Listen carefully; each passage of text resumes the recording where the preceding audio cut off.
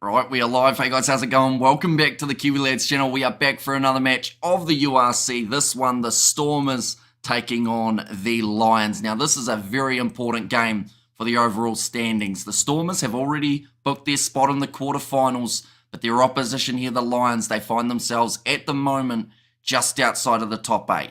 This is the game that they have to make sure they win, and if they do, they get themselves an opportunity to play off in the URC semi-finals, but we will be looking through, or at least the quarterfinals, I should mention, coming beforehand. Two great sides taken to the field. We will quickly get the table up so you know exactly who is going to be in the box seat. But of course, the Stormers, they are in the perfect spot in this game because they have got everything to gain, but nothing really to lose the way that it currently sits. Looking at the table, as seen here, at the moment, the Stormers are in 5th. They cannot go up, but they can go down, depending on the result that we see for Ulster, Edinburgh, and also Benetton. To be fair as well, maybe the Lions can get a little bit more of a boost up, but they would have to make sure that they win this game to get ahead of some of those other sides just in front of them. But looking through at the starting lineup, first of all, for the Stormers, they are going to be as follows. Sitoli is in that starting side, alongside none other than Andre Hugo Fenta at 2, and Nedeling Fouché starting in as the number 3. In terms of the locks, it will be Selma Moura and Ruben van Heerden. Then Evan Roos, Ben Jason Dixon, and also Diamani is starting in as the number 8 in the back line. It is going to be Herschel Yankees and Mani Lebok, a dangerous combo that we have seen all throughout this URC season, with a couple changes every once in a while to that 9 jersey. Something that's remained pretty similar, though, is Mani Lebok getting that starting 10. Dan Duplessis in the midfield alongside Similani. Then Angelo David's out on the wing. We've just witnessed the Blitzbox in action. Of course, he is ex-Blitzbox player there. Hudsonberg out on the other. And Umume Zulu there at number 15. Then for the Lions, they have got Norde, PJ Bota, and also Nalabakanye in the front row. Alberts and Delport as the locking duo. Then JC Pretorius, Emmanuel Tichuca, and also Frankie Horn as the number 8 in their backline. It is going to be as follows: Mone van den Berg and also Nohamba. That is a combination that they have gone with often throughout this season, just similar to what the Stormers have got. Jordan Hendrickse starting at 12. That's a little bit of a change. Normally comes on as the replacement fly half. Now given the big role as 12, with Marius Lowe making his way off the bench. Kronya at 13. Then Edwald van der Merwe at 11. Maxwane at 14. And also Juan Horn there as the number 15. So those are the starting lineups for this game, ladies and gentlemen. We are just around the corner from the kickoff. Do let me know who you think will be winning this game. And the contest, we have got Afternoon Hamish and everyone else. Storm is going to blow the Lions away. Says Denzel, I'm going for the Stormers. I reckon they'll be too strong, but if the Lions get a 5-point win, they'll be in with a shout. Huge game, says Brian. And yeah, the fact that this is a South African derby as well, I think adds a little bit more in terms of the atmosphere. We know how crucial this game is for the Lions. Like I mentioned, the Stormers, they've got a little bit that they can lose in this contest, because if they do not start off well in this match, then they could find themselves dropping. We know that Edinburgh still have to play. We know that Ulster still have a game just around the corner. That be it up against Munster, who are going to be a challenging opposition for them. So tell me, Hamish, who ended first in Super Rugby Pacifica? Was there any drama? A little bit. So the Chiefs scored very late in the game up against the Blues, which then gave the win still to the Blues, but they didn't win it with a bonus point, which means that the Hurricanes finished first. Whereas if that Chiefs try, the last one that happened didn't happen, then the Blues would have been finishing first. So the Hurricanes getting the top spot overall for Super Rugby. These are the recent fixtures for these two sides, ladies and gentlemen. The Stormers managing to get themselves a big win away from home up against Connaught. That was taking place on the 19th of May, 16 points to 12. And then the other game that happened on that same weekend, it was Lions versus Glasgow. They were at home for that game, winning at 44 points to 21. But these two sides just about to make their way out onto Cape Town Stadium. It's going to be an awesome game, I can tell you that right now. A lot of eyes on this contest for these South African teams. Of course, another South African derby is happening just a little bit later on tonight. That is going to be the game between the Sharks and the Bulls. And that one is a home game for the Sharks. They, of course, cannot go up, but the Bulls still can. Once again, we will show you that table and how everyone sits. There is a chance at the end of today, if results all go the way that they need them to, that the Bulls could actually be first on the overall URC standings. Looks like Ben Jason Dixon leading out the Stormers side. He is going to be playing in his 50th game today, so a massive occasion for that man. He will want to go out there and really put on a show. But do let me know your score predictions in this game, ladies and gentlemen, for this contest. Of course, it is going to always be an entertaining one when these sides do go head-to-head. We saw it earlier on in the season. The Lions, they were competitive in that contest, seeing as it was their home game. This could be the last game that we see of the Lions throughout their URC if they are not victorious. And this is a Stormers side. Of course, in the absence of Damian Valimza, there are question marks at 15, but Sasha Ngume Zulu, he's been talked about as the next fly half. He's been talked about as a decent centre option, and now he has to go to 15. It's going to be the test, but I'm sure he's going to be ready for it. But Similani at 13, I think is going to be a very interesting one for the Stormers. I believe, if I'm not wrong, he is ex-Lions, maybe, if I'm correct there. Because a few South African players have popped around from different sides. Referee in charge of this one, Marius van der Vesterhuizen, in charge. And the TMO is Christy Dupré. This game about to start, ladies and gents, between the Lions and the Stormers. Should be a very good game, ladies and gents. And I hope that it delivers just like that game that we witnessed between South Africa and New Zealand in the sevens like we saw earlier on in Super Rugby. We want to see a high-scoring contest with a lot of drama throughout the 80 minutes, just like a derby always should be. But Juan Horn has kicked off into the sun at Cape Town Stadium. Nicely taken by Herschel Yankees and dragged down initially by Edwil van der Merwe. Now, I believe he has recently signed a contract with an overseas club. I can't quite remember who it was. It might have been Ulster that he's going to be heading to, Edwil van der Merwe. Stormers by 10, says Brian in his prediction. Currently inside of their 22. Looks like Herschel Yankees will be rolling this ball back.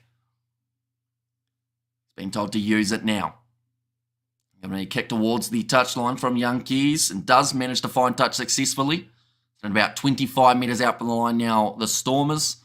They are going to be under pressure, but probably they would have expected this from the Lions. They know that the Lions have everything that they have to play for in this season. So unless something drastic happens, I don't think the Lions are going to go slow at any stage throughout this contest. I think they have to go full speed ahead.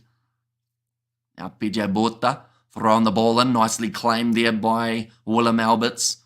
And now looking to get this rolling maul marching forward here for the Lions. It's well defended by the Stormers, only making a couple metres in the process. Now Hendricks going across. Cross kick into the sun. It's going to be an awkward one to take, and he hasn't taken it cleanly there for Rabs Maxwane, but they are going back for the initial penalty. Lenser were lethal yesterday against Connacht. I believe there were 14 changes from the team that lost to Connacht. Lost to Toulouse, says Brian. But yeah, there'll be a lot of frustration for Lenser, and at the end of the day, they put a lot of concentration on their Champions Cup. They finally got past La Rochelle. To still not quite get themselves the title, that would have been very frustrating. So, they're coming for the title in the URC, although normally the way that it works is if they don't win the title in the URC and they don't win the title in the Champions Cup, that is more of the likely scenario than them winning one, if that makes sense. It looks like the Lions are going to be taking on the 3 points here. Might as well. At the end of the day, they are the side that need a win. Stormers, they can really do whatever they want in this game. They could chase bonus points, or they can look to just make sure that they get themselves the victory. Quite a few sides hot on their heels at the moment in the competition. Jordan Hendricks at 35 metres out for this first kick. The Lions, this is to give them a nice, handy enough lead. It's not going to be a huge one, but it's going to be enough of one to start them off in the right direction. We will go like that and like that. There we go. And that is a great kick over from the Lions, number 12 in this contest. He is going to have kicking responsibilities, though. Normally plays a bit of replacement 10 after Nohamba has run himself ragged out there on the park. But the score 3-0 now in favour of the Lions. And the sun looks like it's already going to be a little bit of a problem for the Lions in this first half. A little bit of an earlier kickoff than we are used to seeing for the URC games, definitely involving South African sides. Normally the earliest one would be taking place at around that kind of early or late afternoon, I should say. Inside of the 22, Nalabakanye joining the breakdown for the Lions. They're asking for the penalty for a player not rolling away. Referee saying he can't get out of there. Even though he's managed to, Satoli, he's actually done very well. Wiggle around like he's a worm. That one's gone into touch. Can a South African team win the Champions Cup? Eventually, I think that they'll be able to. Like, don't get me wrong. The Challenge Cup, I think, is a massive achievement for the Sharks, but I do know deep down that South African sides want to lift that Champions Cup trophy too. And I feel like the Sharks, to be fair, they're kind of decent motivation, seeing as they haven't had the best run overall throughout the URC, but the fact that they still have walked away with some sort of trophy for the season. Nice sell at a dummy from Mani Lebok. Gets his offload away to Angelo Davids. Oh, that's a knockout. They're going to have to stop this one. Looks like the head was on the wrong side for Rabs Maxwane. Or is it Tajuka? Yeah, it's Maxwane, unfortunately, got his head on the wrong side.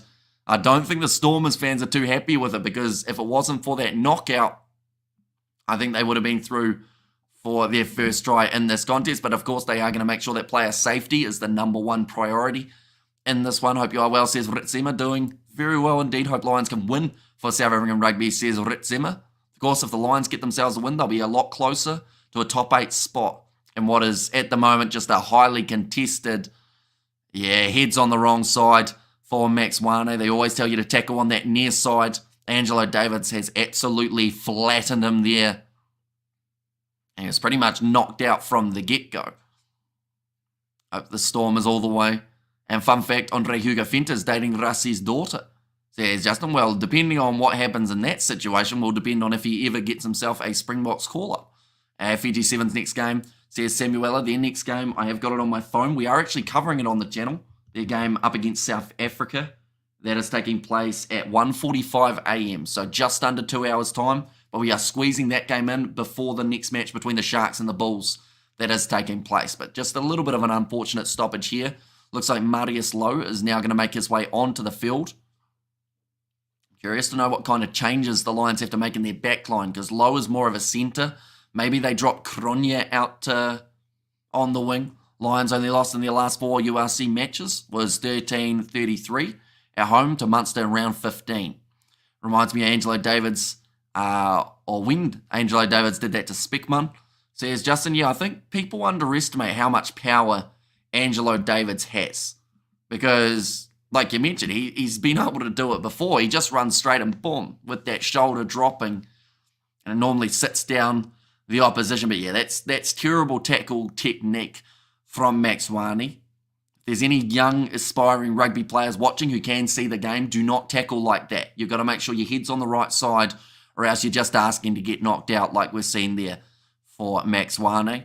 I like to see the Six Nations winner versus the winner of the Rugby Championship in a one-off test, like a mini World Cup final, says Manium. I mean, to be fair, we normally get to see them play each other anyway.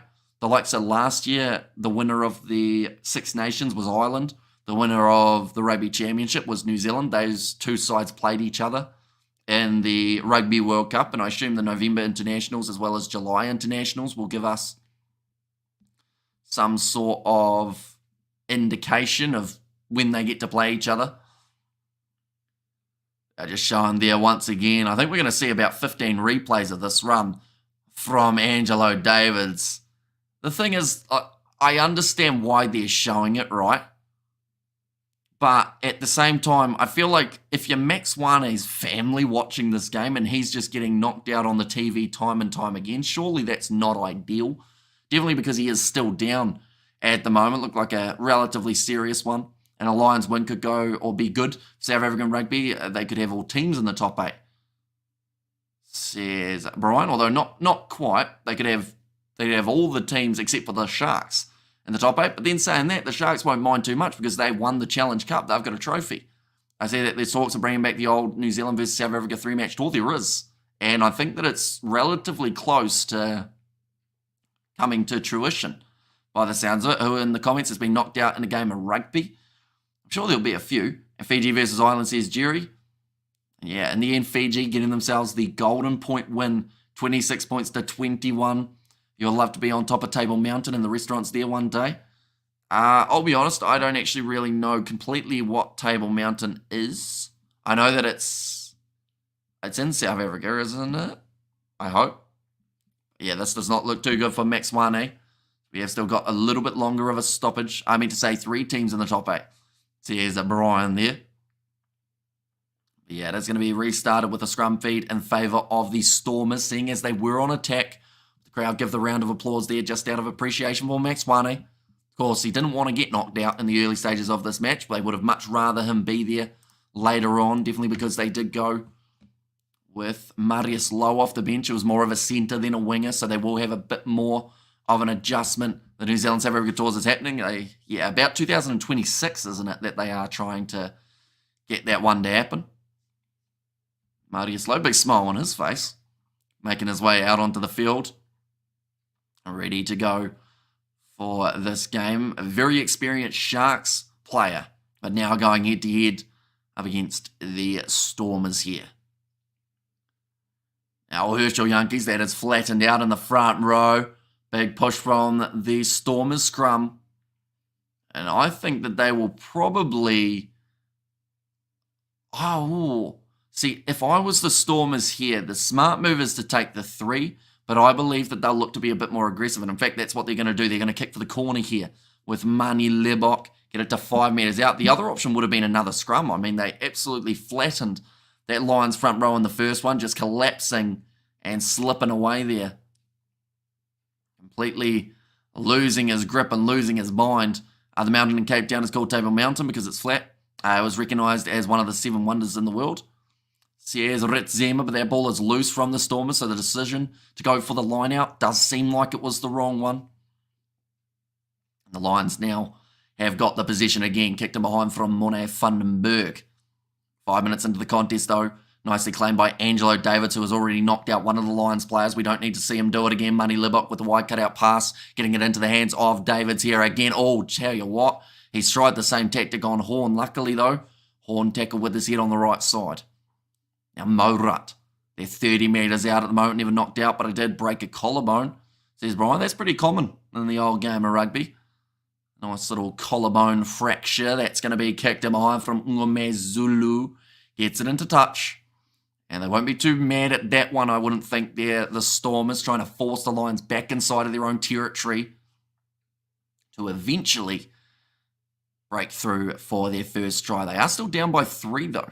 At this stage of the contest, they're just showing their Marius Lowe, a little bit of a cheap shot late. I love to see it goes in with the shoulder.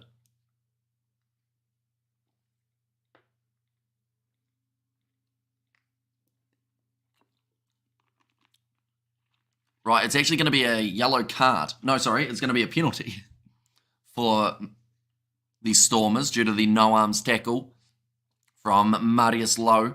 He's only just made his way onto the field and already getting himself into a little bit of trouble. Google 7 natural wonders. Table Mountain is more plant species unique to the world than the whole of all plant species in Britain, says Ritzema. Now, Mani Lebok again. Stormers are opting to go for the corner here. Seems like a good decision at the time, but it's whether or not it actually pays off for them. Andre Hugo Fenta needs to make sure he gets this one right. Would like to see Nettling for Share get a bot cap. He's probably in the running, to be fair. Like, if there's a couple injuries at tight head prop, like, he's been solid for a long time. Johan Nettling for Share. Great job again, Hamish. Go the Stormers, says Bubs of South Africa. They are only 5 metres out at the moment here for the Stormers. Andre Hugo Fenta, he is over the line.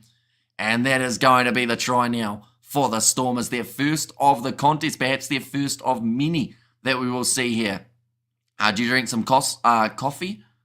Also, I hope. I do not drink coffee, fun fact, which is really strange because with the amount of energy that we have in the middle of the night, people are always confused at why we have energy, and honestly, I don't know. Hello, Hamish, Google Table Mountain, says Ritzema there.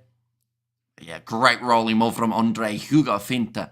Nobody can stop that try, says Mono Lagrange. Yeah, when you've got that many men just flying forward at the line, it's always going to be hard to be able to drag them down. legally anyway. I think that's probably the key word there, doing it legally. Hugo Venter, he has had 7 career tries at this point. We have got there, Hamish, my boy, working today. But got you in my ear. Thanks for the commentary, says Anthony Walsh. Well, hopefully work is flying by for yourself.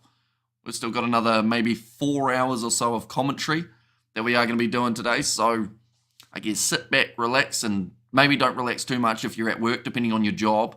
You know, if you're a pilot, maybe don't sit back, relax with your eyes closed, because that would not be ideal.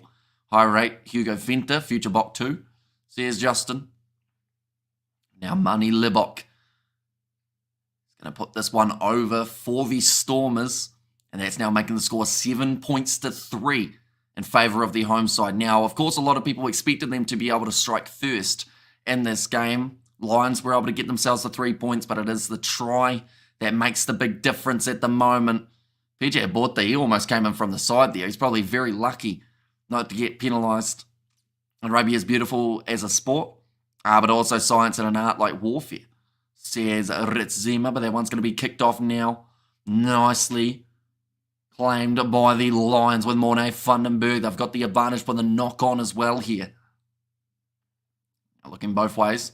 So they're going to go across to the right-hand side with Emmanuel Tichuka, I should say, his brother, both from the Democratic Republic of Congo, the Tichuka brothers. If they ever got a team together, they would certainly be making it, that is for sure. I heard New Zealand plays well for welders. Locksmith mate was a welder before this. I assume we pay all right for welders. We've got plenty of things that need welded, so we'd have to pay all right, I'd assume. Now, nice run forward from Ruan Delport. Vandenberg going off to PJ Botha. The Lions are inside of the 22 at the moment of the Stormers. Evan Ruiz trying to go with that counter ruck, and the penalty goes the way of the Lions again. Okay, they're just finding that mark here. The voting in general election went very well in South Africa, says Ritzema. That's going to be for offside against the Stormers. This is another chance for 3 points if they want it here. But do they? Yes, they do. Okay, this might come back to backfire, because I know that there was one moment in the season where it was actually the Sharks. They got a little bit complacent and they were willing to take 3-pointers any time the opportunity did arise. And unfortunately for them in the end, it ended up costing them a lot of important points. We're waiting that you Google Table Mountain, lol. I think you're the only one who's waiting at this point, Ritzema. How does the game feel, Hamish? Are Stormers looking comfortable enough to win this easily enough? I wouldn't say they're going to win it comfortably. I think that the Lions, once they start scoring tries, are going to be very hard to compete with. But at the same time, if the Stormers get momentum and they score 1 or 2 more tries, I don't see the Lions catching up. You know, if they're down by 2 or 3 tries in the deficit, I would say that the Stormers would have enough to get them over the line. Although we have seen them be a bit shaky at times throughout their games as of late. Like, they've started finding a bit more consistency now, but it was around that time after losing to La Rochelle that they really didn't look like that same Stormers side that we had seen prior. Is this a knockout game, Hemi? It is not, no. Well, it kind of is. And the only reason I say that is if the Lions lose this game, they miss out on the quarterfinals. So for them, it's a knockout game. For the Stormers, it's just another game of rugby that they have to make sure that they play well. That is going to be across to Evan Ruiz on the halfway line. Breaks through one. Emmanuel Tichuka. He has the man with him. Angelo Davids. One more pass there for the Stormers. And that's a knock-on, was it, from Herschel Yankees? No, they've said play on. Now, Diamani with the bright green here, it seems like he's gone with in this matchup. The turnover is good for the Lions. I've managed to take this one back. Now, cross from Frankie Horn. Mornay Vandenberg. To be in Gauteng, where the Stormers come from, and Cape Town is like different countries. Cape is winter rain, and the Lions play in summer rain area. Big differences here, says Ritzema. Nice clearance from Mornay Vandenberg there. Relieves some of the pressure, but the Stormers, when they get inside of the 22, that is when they are their most dangerous. Definitely with the likes of Ruiz, with Diamani. Table Mountain is our pride and joy, and one of the 7 wonders of the world. Hamish, you and crew, got to come see it for yourself, says Denzel. I mean, maybe one day. I think I've got to get to South Africa first. That would be a good good opening goal for myself. But if we ever got to South Africa, maybe that would have to be somewhere that is on the list. It'll be thrown in by Andre Hugo Fenter here. On away to the left-hand side, Herschel Yankees and behind Dan du Plessis to Mani Lebok. Breaking through 2 tackles there for Hudson-Berg. Look for that next pass, and it's just missed the hands after a little fumble from the Lions. New Zealand should have kept the South African competition in Super Rugby. It just helped the New Zealand squads get better. We need to bring it back to Super Rugby, says Waz, although I think it's a little bit late for that, seeing as South Africa are very happy being in the URC. Who will win Ireland or the Box, says Ritzema. I mean, we just saw them play in sevens, and Ireland got themselves the win there. I think that union could be very different, though, depending on, of course, who's available in the squads. That is one big thing to look at, because they might look a little bit different to what we are used to seeing. Let's do this, Stormers. It's like the game up against Wales for the South Africans. They are going to have a very different looking side, because they will only be able to select more than likely Lions and Sharks players, depending on what happens in the quarterfinals. They are going to be announcing it directly after the URC quarterfinals. So that will give us some indication, but yeah, it will definitely be one of those ones that you want to make sure you're winning your quarterfinal as a franchise side from South Africa, and then let the other guys have that opportunity in the box. Now, their ball is out the back. Too much movement. In fact, both front rows standing up, says the referee. So we will once again have another scrum reset. The Sharks have effectively taken the 8th place, so coming 8th is pointless unless you win it all, says a flesh in there.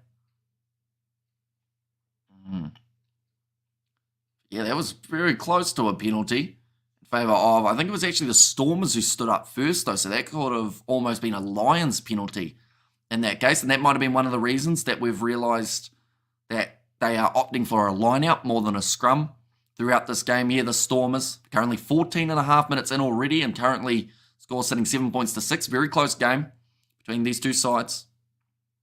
I think that's about what everyone expected as well, that it wouldn't be split by a huge margin. Now Herschel Yankees putting the ball in now for the Stormers. And the penalty this time goes the way of the Stormers here. Thought for a second he was going to say the Lions got that one, but this time front row going straight up. It's like a bit of push and shove between PJ Botha and Nedeling Fouché. Man, it's actually got a few caps as captain for the Stormers, although a lot of the time when Johan Nedeling Fouché is captain, you don't even know it. Doesn't say much. He seems like a little bit of a silent assassin out there on the field. He'll scrummage the absolute daylights out of you, but he won't tell you anything about it. But that one's going to be kicked into touch again by the Stormers, the 8th URC Champions Cup spot, says Fleshin. And there as well. Is that how it works, though? Does that mean that whoever finishes 8th doesn't get a Champions Cup spot because the Sharks took it? That seems a bit rough, doesn't it? But I guess that makes some sense. They are probably used to a side a little bit higher up in the rankings, possibly getting themselves the win there. That one was not straight.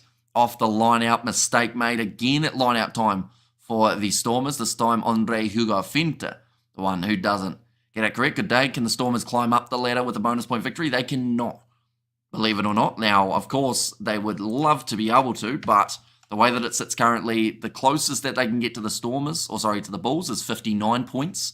Ulster, depending on the result of this game, of course, could go ahead of the Stormers. And you know, there are a few other changes that can happen. The funniest or the most interesting part, I believe, is the fact that theoretically, right, even the Ospreys and Connacht have a chance of making it to the top 8 depending on their points differential in their games. Now, there are still quite a few games of the URC remaining. So, by the end of tonight, we'll know roughly who is making their way through to the quarterfinals. Leinster at the moment have got a guaranteed home final, or guaranteed home quarterfinal. Same with Glasgow, same with Munster, same with the Bulls. It's just more of the question of who are the 4 sides that are going to be playing them. But at the moment, the way that it sits, I've only just had this realization. But if the Sharks were to somehow upset the Bulls, it would be Stormers versus Bulls in the quarterfinal. Both South African sides would find themselves going head-to-head, unless other sides can go above them. But the Stormers at the moment, they are in the lead in this matchup. Yeah, we'll have to wait and see what happens there, but it would be a shame if the two South African sides end up going head-to-head. We have got the old mate True Crime Comedy Chat channel, got his channel up, and running on a missions to solve mystery. Says Blues no. And then Lions must win, says Arthur. As the Cheetahs not a team anymore, not in this competition. They are in the Curry Cup, though. And they were also in the Challenge Cup more recently. Yeah, Glasgow and Leinster both getting themselves the win in their contest later on tonight. Or in fact, another game taking place at the moment is Benetton versus Edinburgh. Whoever wins that, I believe, will be in the top 8. Currently, Benetton leading that game 5 points to 0. That one's going to be knocked in behind for the Stormers. A little bit loose there. Having to jump onto that was Andre Hugo Fenter. They're only 5 metres out for the line now. Mani Libok with a quick hands to Similani up against his old side. It's going to be charged down there. JC Pretorius manages to jump on the ball. Now Lalabrakanye going around the side of the break down the big man.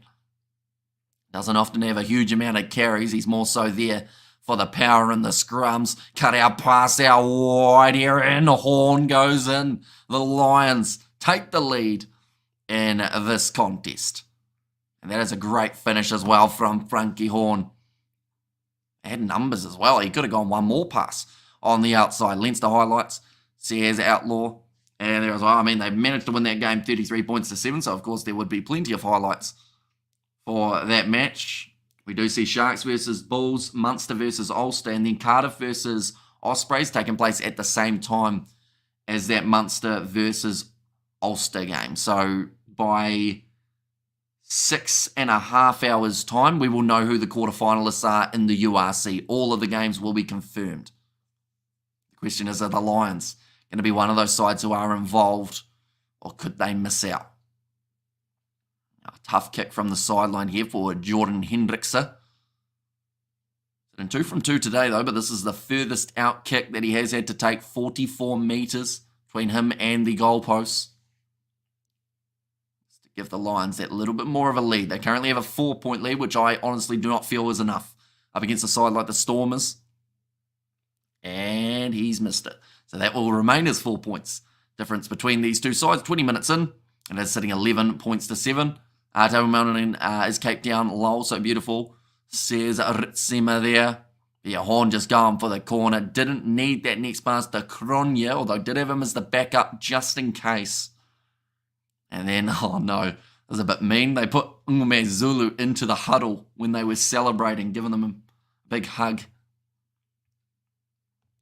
Frankie Horn, man who did get the try, the first of the match for the Lions, and that is nicely claimed by Willem Alberts.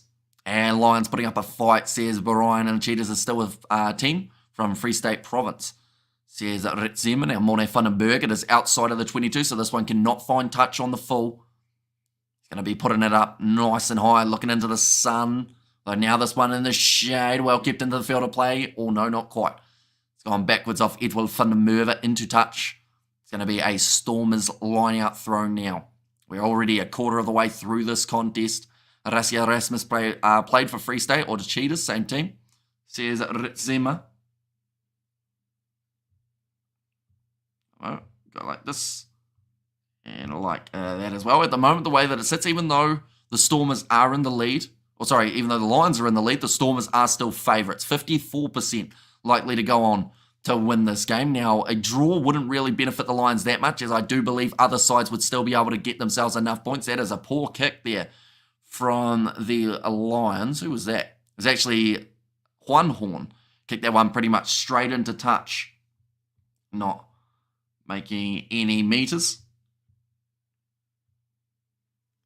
Just showing the work and the line out here from Willem Alberts. You can see the concentration on the big man's face as he goes up for that ball, and then unfortunately Horn just gets it off the side of his boot.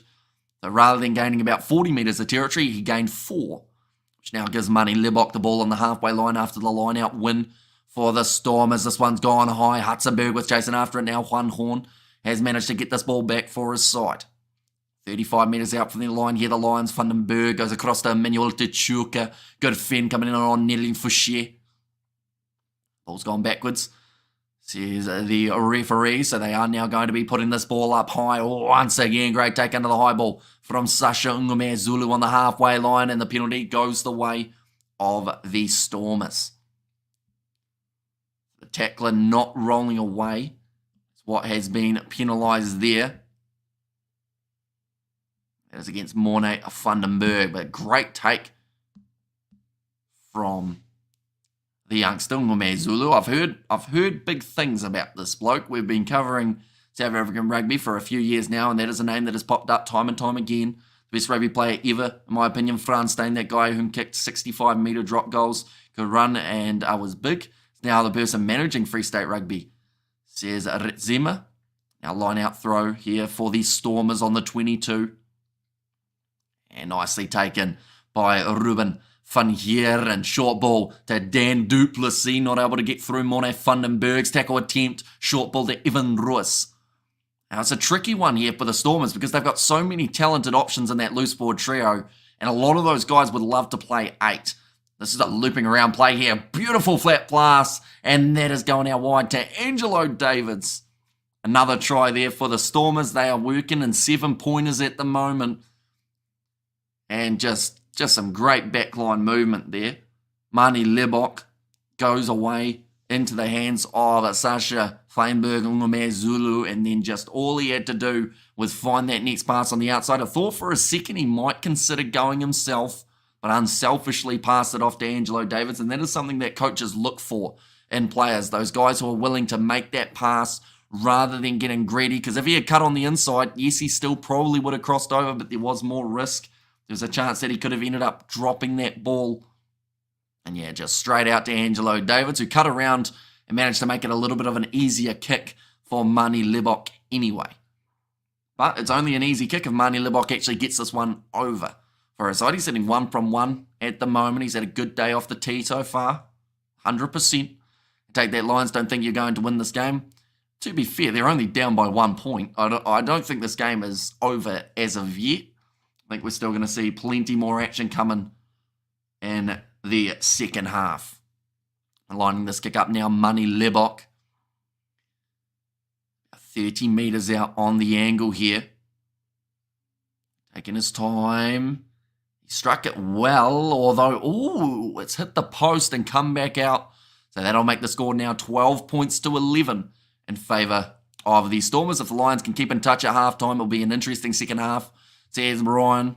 Yeah, the Lions, they're one of those sides throughout the season that they either start a match well or end a match well. And you'd argue like they started this match okay, but I feel like they've still got a bit more gas left in the tank for the second half.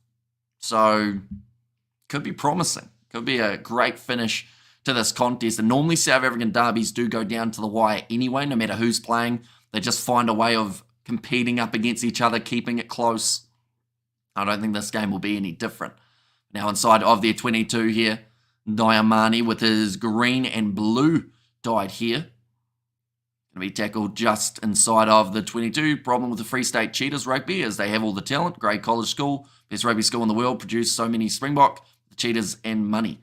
Says Ritzema. And Ulster Rugby says Joshua, so they are going to be playing a little bit later on tonight in an exciting contest where they do go head-to-head with Ulster. Now that will be an extremely crucial game for Ulster and Munster for the overall way that the standings are going to be sitting at the end of the round.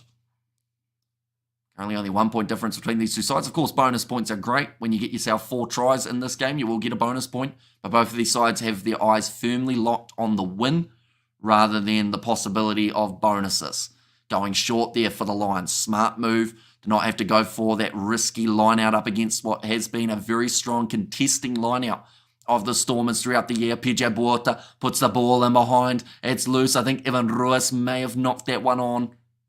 We're going back for another scrum. Rassi came from the Free State and team called the Cheetahs. Says Ritzema there.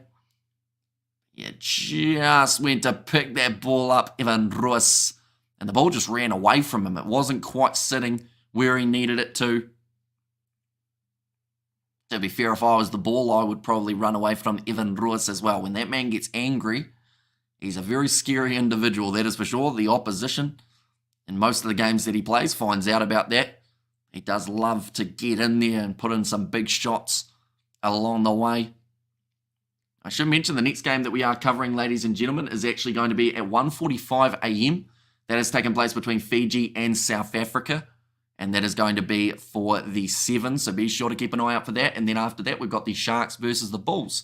That is taking place at 2:10 a.m. New Zealand time, or 4:10 p.m. for you guys. And at South Africa, Morne van den Berg is going to be blocked twice. He wasn't able to go to the short side because Herschel Yankees was being a nuisance. Now inside of the 22, Funberg. Ngome Zulu now does get a massive boot on that one. That is a fantastic kick from the youngster. It sounds like a Marius van der Vesterhuizen. A game he likes the Stormers. Says Outlaw. That is a very good kick from Ngome Zulu.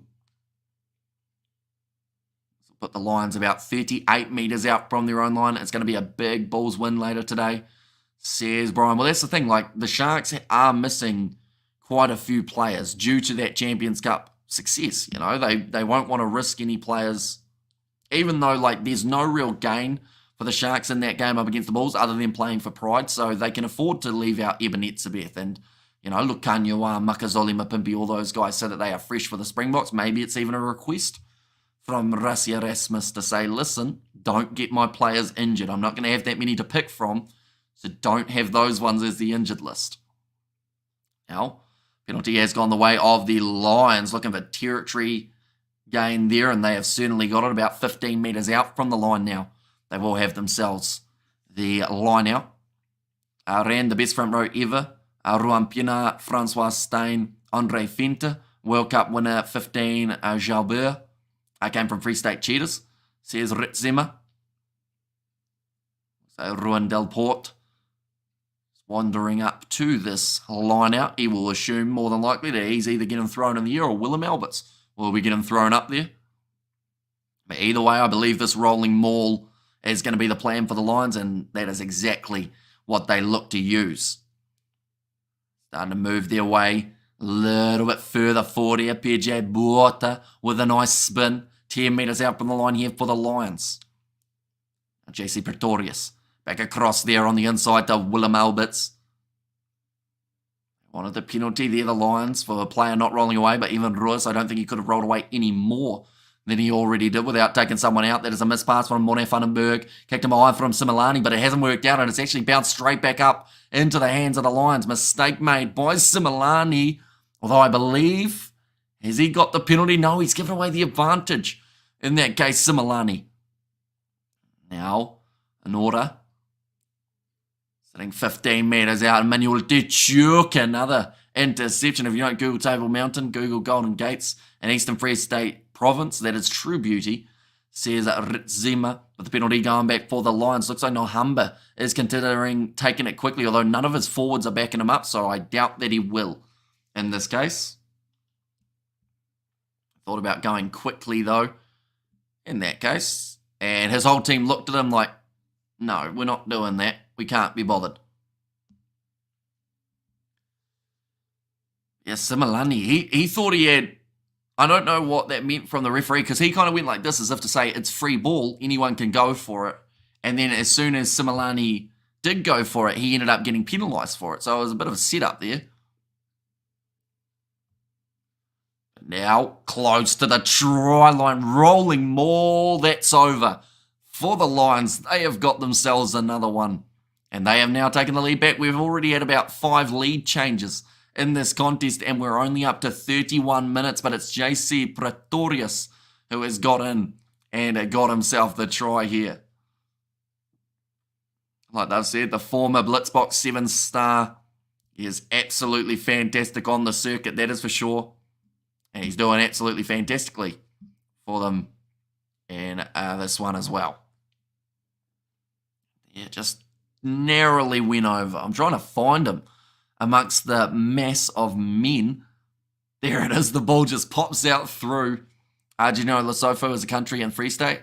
A real country on its own, mountain country run by Bishotos. I didn't know the backstory, but I did know that Lesotho was a country. Fun fact. Now Lions to line up this kick. give them a bit more of a lead, although it would still be within 7 for the Stormers, no matter what happens here.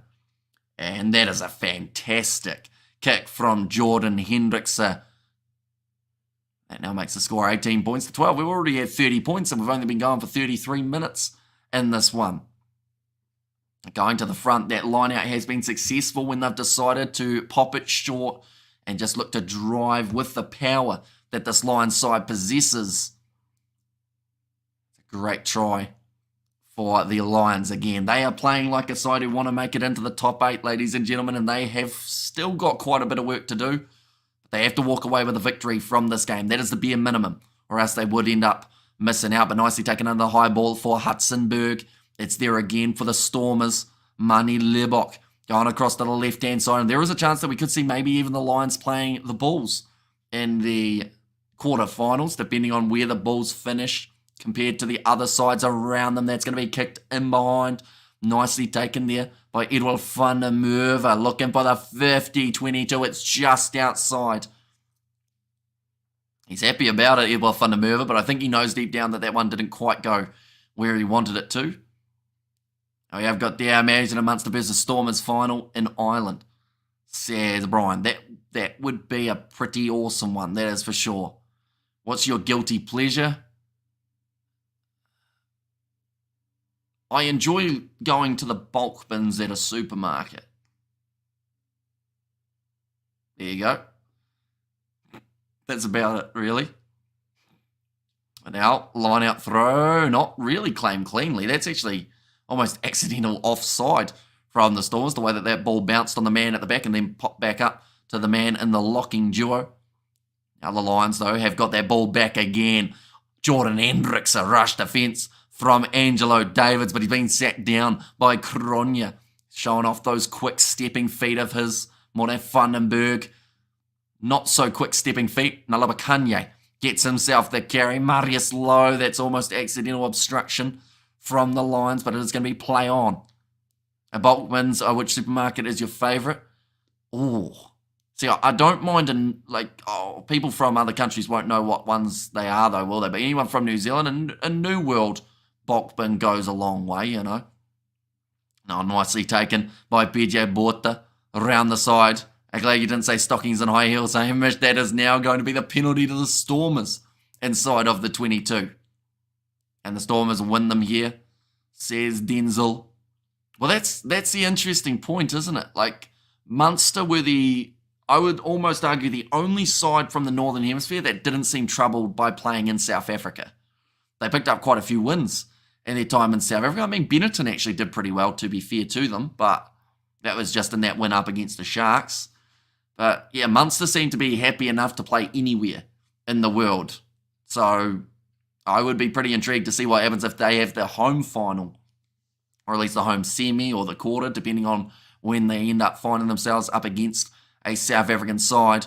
Go for the point, says Brian. I think in this case they have to. At the end of the day, you're up by enough that if this kick goes over, you are leading my apologies, the Stormers got the penalty. But next penalty for the Lions, I would say that they have to go for the 3 points. If they're in a good position on the field, that is, and if the Stormers are still down by 6, big contact being made on Evan Roos. Now Herschel Yankees back across, Dan Duplessis goes to Diamani. Leg picked up by Jordan Hendrickse, and the ball is stolen there by JC Pretorius. He did that all the time for the blitz box, and he's still doing it there for the Lions. Kronya tries to pass on the outside, goes over the head of Morne Vandenberg. Was the normal sized winger, probably would have found his hand. Munster is solid, my favourite Irish team, says Justin, and hello all. There's a Pads Ablaze in there as well. The Lions win would be a good for the South African rugby, says Dodetsema. And the interesting thing is, right, even if the Lions win this game, there is still a chance that they miss out on the top 8. And be right back, going to make a cuppa.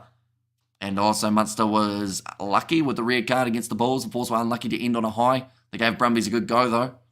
Says Pads Ablaze. And Aussie Yahoo. Hello, Hamish. Working hard there. I'm working hard here. Says Ruth. Of course, we've still got another 3.5 hours remaining of the commentary for today, ladies and gentlemen. Now Herschel Yankees goes across to Dan Duplessis. Tackled 22 metres out from the line. Now Yankees with the flat ball away to Andre Hugo Fenta. Now again, Yankees goes across to Ruben van Heeren. And missing some good action there. Lions in front. Says Ruth. It's going to be another advantage. Or is there? No. The referee just said advantage, but he didn't actually mean it. Dan du Plessis, short ball to Similani. Been doing well in the midfield there, the Lions. The referee almost blowing his whistle there for about a second or third time in a row. Now Yankees going to Andre Hugo Fenta. Just going with consistent phases there, although now they have lost the ball. It's kicked downfield from Frankie Horn, who doesn't normally stick the boot to ball too often. Dan du Plessis makes the mistake. Dan Feinberg, I believe, has actually given away the penalty for being offside at that stage, or playing the ball on the ground. I'll make one. I'll leave it on the counter for pickup. I'll draw Hamish's face just for you. Says Simran there, and also Munster a good watch with a great rugby fan base. Says Fleishan. Yeah, they do seem to be the more popular of the Irish sides, and that is nothing against Leinster, but it's just against Leinster, you know?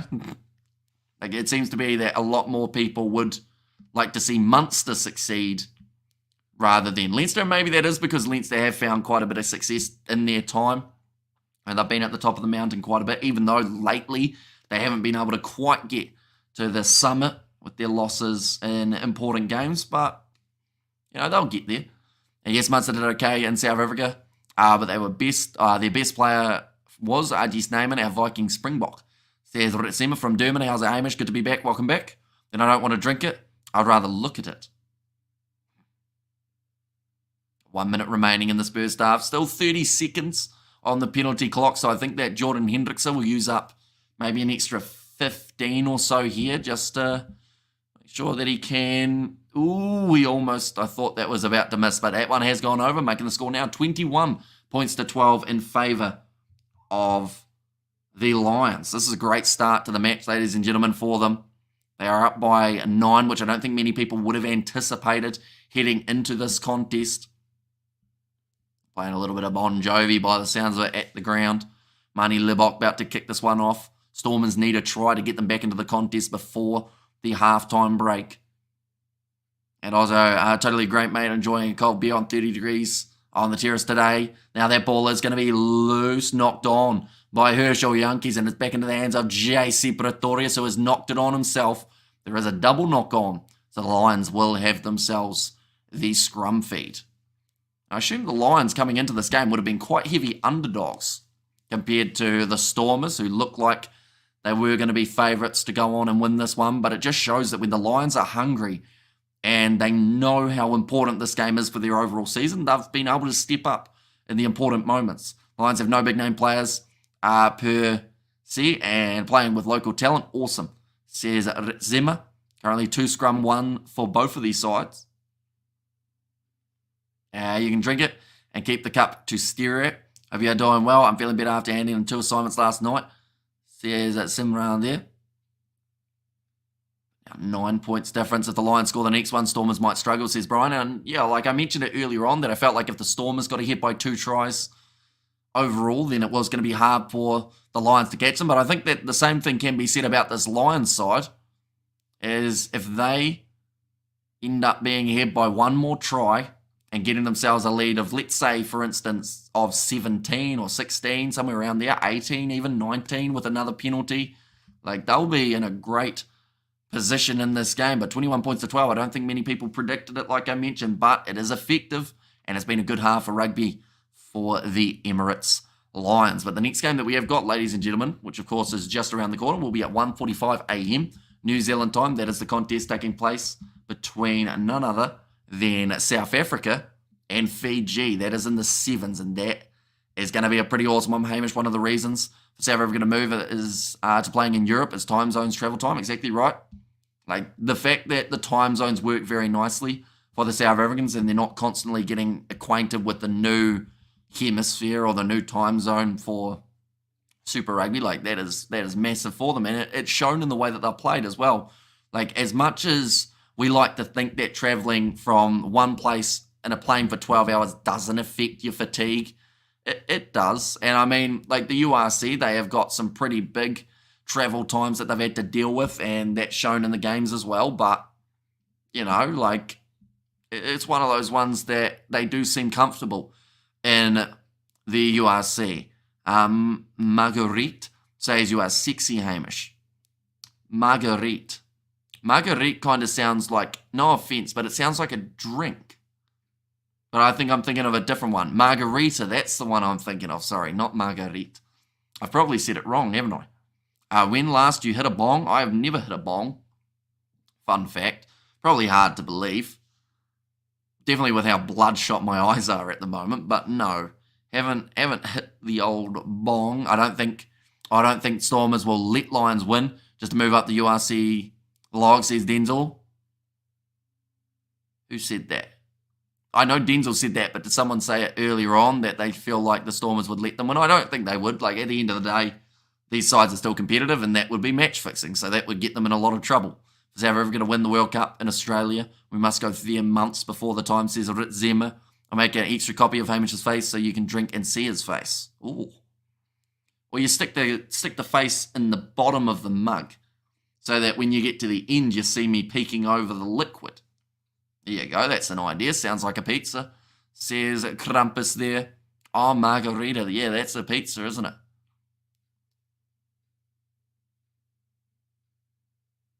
Margarita. Is a pizza and a drink both margarita? Maybe? Marguerite is French and means a certain flower. There you go. Now, just showing some of the highlights throughout that first half. The Lions were clinical at times throughout that first half, managing to get themselves a few tries, which, to be honest, it didn't look like at the start they were willing to take the risk of going for tries, but they made the decision pretty early to be able to go for it, and it is paying off. We will quickly get some of the stats for the first half, ladies and gentlemen. Means pizza to everyone else. Wouldn't that be the best kind of Kiwi Lads merch? I patented the idea, no one steal it, says Simran. And there as well. Yeah, you'd have to make sure that the mug's up the right way, because if someone's left-handed, then their mug would be backwards, wouldn't it? So you'd have to make a left-handed and a right-handed mug, or else then they'll be looking at me upside down. You know? Marguerite is blonde and sexy and love beard. She says it tickles, says Ritzema. Are you sure Marguerite's not just you, Ritzema? Like, I don't know whether or not I should believe that this Marguerite is actually a person. Q-Lads merch was my idea, says Grumpus. Well, we already have a merch store, to be fair. We just don't advertise it. Does this mean we are in competition for Hamish? Sounds like Marguerite's also in the running. Or should I say it, Ritzema. Looking at the stats for this first half, ladies and gentlemen, 2 tries scored per team. We've seen 56% possession in this game for the Lions, 6 clean breaks for the Stormers compared to the 2 of the Lions.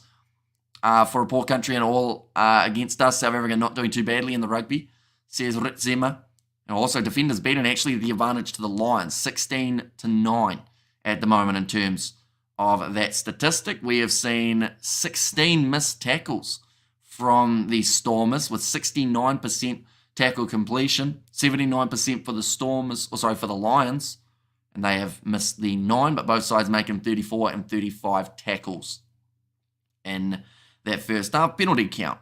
At the moment, 6 going against the Stormers, 5 going against the Lions. Thanks for thinking of us, Southpaws, Hamish, says Ilmar there. Yeah, you got to make sure the left-handers can also enjoy the Hamish face in a mug. You know, I mean, if you want to, I can just carry him away like in my heart, says Pads Ablaze. Looking at points, Jordan Hendrickson got himself 11 throughout that first half. We've seen Angelo Davids have 3 clean breaks. Also, Kronya has beaten 4 defenders compared to Evan Roos, who has beaten 3. Most meters made was Angelo Davids with 42. And Ben Jason Dixon, he has made the most tackles out of any player out there on the field. He has made 7 in total. But this game, in terms of the stats, you would think that it could go either way, and you would be right. I think that the Lions have had just that little bit of an advantage at time. And then from there, you know, whether or not they can continue that throughout the second 40, I think is the big question mark. I would like to think he's into woman there, Padza Blaze, says Simran. How do you know Padza is not a woman? Ooh, plot twist. Turning into Dr. Phil. You never know, maybe, says Pads Ablaze. Yeah, the next game that we have got, of course, is going to be that South Africa versus South Africa versus Fiji match that has taken place in the sevens. And then also alongside that, we have got the URC game between the Sharks and the Bulls, which we are going to be covering on the channel as well. Grow your beard longer, it will suit you. I mean, I have been trying, it just hasn't been growing, like to that extent. Like, this is about as long as my beard gets to, maybe a little bit longer when I'm getting a bit scruffy, but other than that, it just doesn't grow much. So, yeah, I gotta wait a little while, I would say, before I get to a long beard scenario. Second half, down by 9, not what we expected here for the Lions. I think Pads Ablaze has consistently reassured as a guy over so many streams. Says Simran, if the Lions beat the Stormers with 5 points, if the Stormers don't get a bonus point, they'll leapfrog Stormers on the table, says Brian. And yeah, there is a chance that they may actually find themselves boosted up quite drastically. He loves sitting on a fence, so it could be both, says Pads Ablaze. And Pads is a girl, says Krampus.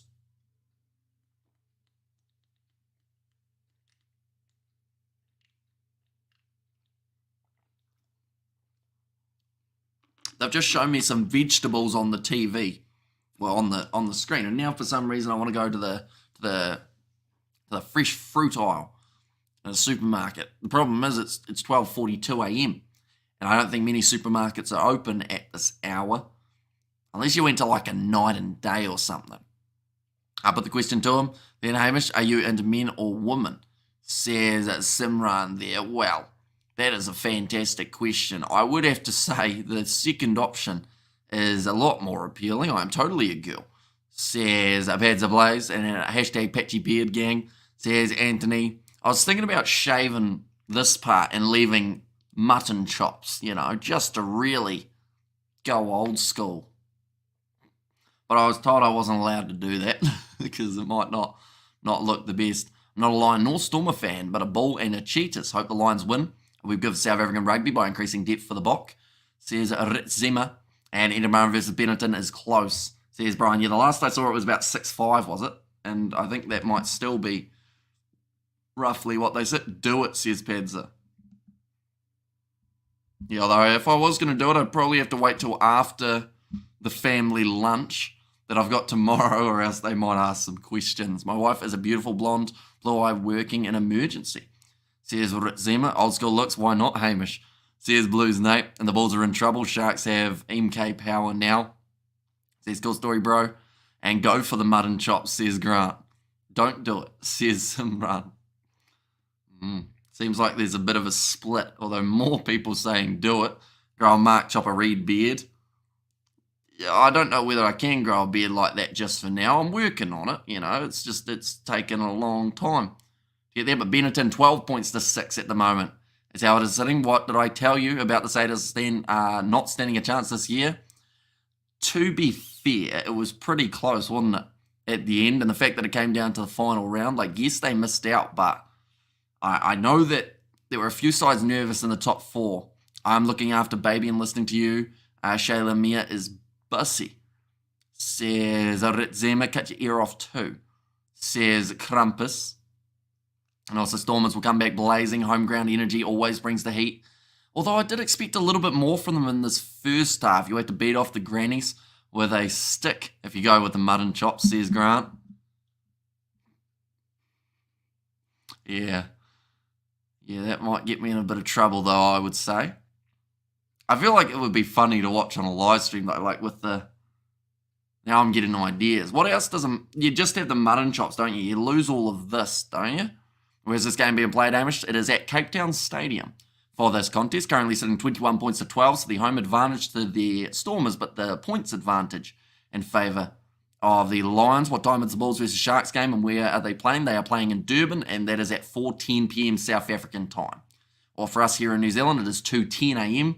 So we are covering the game taking place between the South Africans and Fiji in the sevens. And then pretty much straight after that, we are jumping into that next game, grow a mullet.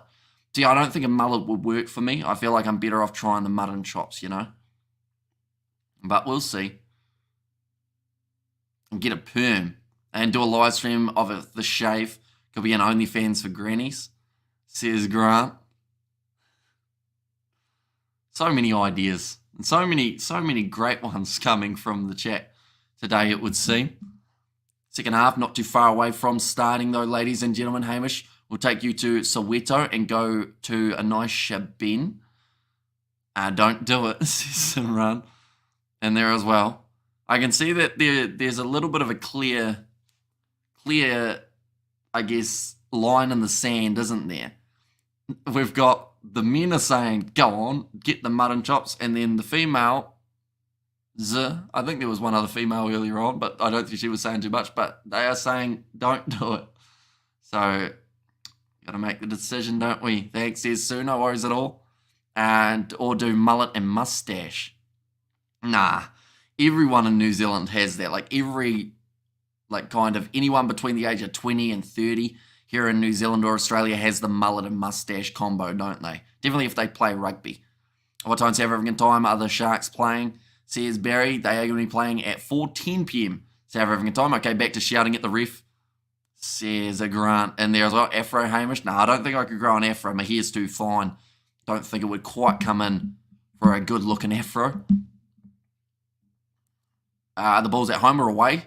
They are away from home for their contest. That's going to be nicely claimed inside of their 22 by Frankie Horn. And at the moment, I mean, the Lions, if we had to look at something that they did slightly poorly in that first half, you'd probably say tackle completion, but then the Stormers were worse, so can't really say too much bad about them. I honestly don't think the Lions had, other than the occasional penalty and the occasional handling error, there were no basic fundamentals that they were getting wrong, whereas for the Stormers, they were missing tackles, and also they seemed to be rushing a little bit too much, which possibly could go in the same term as the Lions as well based off that first half. But now, they're getting ready to throw this one in here, the Stormers for Andre Hugo Fenta. They're going to be going from right to left for this half. And it's nicely slapped away by Ben Jason Dixon. Stays on the side of the Stormers. Money Lebok trying to sell the dummy. Take the three, says Grant. Now Ruben van Heeren. And welcome, cool story, bro. And there as well from Denzel. Herschel Yankees. They are down by 9, so if they did get the 3-point opportunity, maybe they would consider it to get them within the 7, but at the same time, they may look to be quite aggressive. That looks like Herschel Yankees has taken a bit of a knock there while contesting in the breakdown. And Mora looks like he's going like that. Right, Marius Lowe has just been penalised. If I get a mullet and mustache, will you do it? Like a mullet mustache for me as well, or the sideburns one? And also, Hamish, for the Sharks game, I think you mean 16 p.m. You say 14 p.m. Well, I said 4 p.m. rather than 14. I believe it is a 4:10 p.m. kickoff in South Africa. I believe. It's about 3 hours, 30 minutes time. Oh, sorry. 1 hour, 30 minutes time. A lot closer than we did initially say. They are going to take on the 3 points here for the Stormers. So this will get them back into the contest a little bit, as long as, of course, this kick goes over from Mani Lebok. If he ends up missing it, it's going to be a bit of a different story.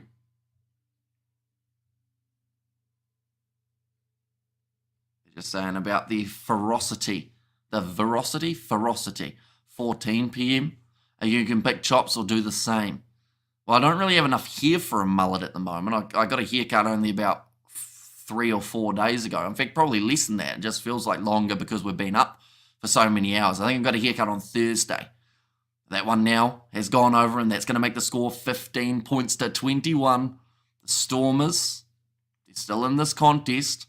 They need to score the first try of the second half. If they are unable to do that and the Lions get themselves another try here. Sorry, I heard you say 14 p.m. My bad. No worries at all. You can grow it and do it. Herschel Yankees actually played in previous World Cup and played against the All Blacks with a win. Says Ritzema.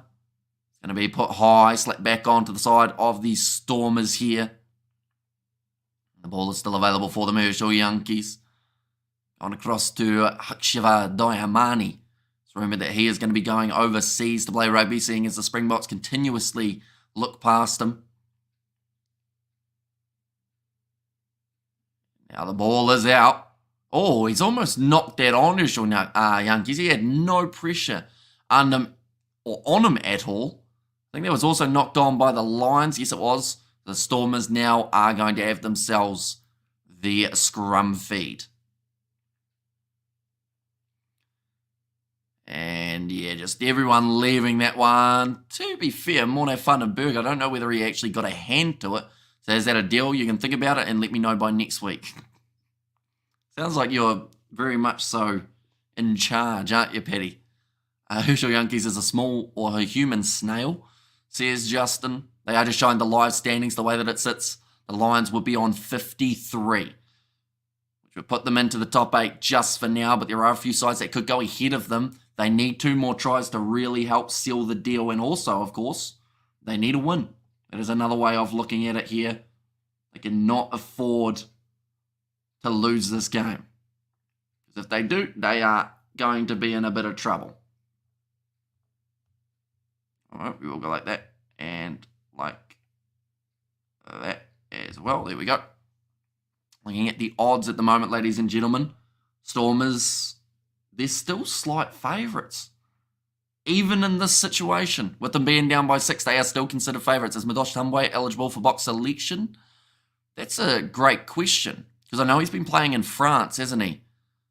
Madosh Tambwe. Or was he still in France? I know he's at Bordeaux at one point. I think he is still there. My aunt says I should shave too, because she says it feels itchy. See you for the Sharks. Sears goal story, so we will see a little bit later on. 2019, he was good. Since then, he's been average. Surely Stormers can get a better 9. I mean, they've got Paul de Vet as an option. I think that there's a little bit of resting going on as well at the moment. Like Stephen Nkura, I think, is also a very good option for them at 9. That ball has been kicked in a touch by the Stormers after winning themselves the penalty. What do you think about number 10, Masuku, from the Sharks? I think that his kicking has really put him on the map at the moment, and you know, a lot of people are picking him to be in that box squad, definitely if a few of the other South African sides aren't eligible for that game up against the Welsh. I think that Masuku could easily find himself in there as the 10. Of course, it depends on what Pollard's up to. I don't know whether or not he is eligible for selection at this current point in time. Now going off to the left-hand side, Herschel Yankees gets the offload away, and that is going to be dropped there. And the knock-on from the Stormers. Lions have got themselves the scrum. Lions are going to make this difficult for the Stormers, says Brian. Whereas it should be the other way around, shouldn't it? Like, the Stormers are inside of the top 8. They should be the side putting the Lions under pressure, making them feel like they've really got to go into deep water to win this game. Whereas it is the opposite. I feel like the Lions are currently in the box seat. And we have got there. The Stormers try and kick it over. It's 22-21. It is true. Still a very close game between these two sides. My wife wanted me to grow my beard long and full. Before her, lots of women did not prefer beards. I recognise true sexy hot woman loves a man with a beard. There you go. Learn something new every day. Now, Morne van den Berg with the flat ball after Juan Horn goes on the outside to Edward van der Merwe. Masuku was a soccer player and he sees space differently and it's special, says Ritzema. Now going to the right-hand side, another Bakanye. And I thought for a second Salman Morat might have been down. Oh, that's an ugly wedgie on Edward van der Merwe by Ben Jason Dixon. He pretty much picked him up like he was back at school, giving him the ultimate wedgie on the halfway line. Lions still in possession though. 32 minutes remaining in this contest and they still have the lead. But for how long can the Stormers fight back into it? Evan Ruiz was told to leave it there, and it looks like now they're going for the kicking option here for the Lions. Morne van den Berg has been told to use it. Morat tried to get the charge down. Outside of the 10 metres, awkward landing there for Edward van der Merwe, and not just that, he's also knocked that ball on. It's going to be kicked into touch, the advantage is over. Lions keeping the ball alive now. That's a big shot, and he's just knocked out Nohamba. Big push coming in from Marius Lowe, who is not happy with it, and it's all kicking off now. Everyone lying on the ground. There is a lot of push and shove for that shot coming from Angelo Davids. Evan Ruiz. Believe it or not, Ruiz was one of the guys who went, no, get out of it. We need to stop fighting. What has happened? Has that man been to like counselling or something for his anger management? This does not look good for Nohamba though. And yeah, hi Hamish, are the Lions at the top 8 spot at the moment? With the way that this game is currently sitting, yes. But if they lose this game, then no. They would be just outside. Right, Angelo Davis, this is the second player he has knocked out in this game. First one was Max Wane, second one now Sanili Nohamba. They will check this to see if there was high contact. But I don't think this is going to be sitting too well here for Angelo Davids. They are going to be checking this one. He was flying through Davids. Red card. That is poor from Angelo Davids. Knocks Nohamba out completely. And we have got their Beards hide a weak jawline, says Krampus. This one, they are just showing the slow motion replay. That's poor from Angelo Davids. Like, I get trying to put in a big hit, but he's completely knocked him out. Like they've said, excessive force. He's flown in at 1,000 miles an hour, and Nohamba was pretty much knocked out from the get-go. Yeah, that's shoulder to the head. There's not a lot of dip. And yes, Nohamba's not the biggest player out there on the field, but you do have to make adjustments to protect the player.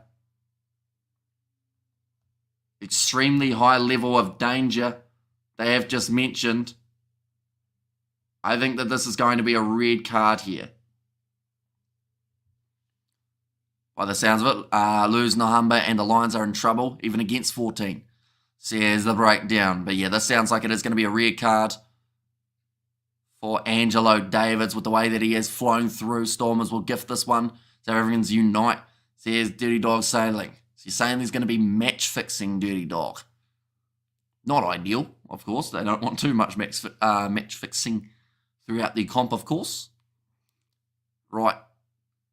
Number 11, Angelo Davids, going to be called over here. As I said, yep, red all day. I mean, Marius Lowe has come in and pushed him over, which I don't think that there is, like, there's no reason that he shouldn't have been allowed to push him out of frustration there. Like, Davids is looking at him like, why'd you push me? And he's going, because you knocked out my teammate with a high shot.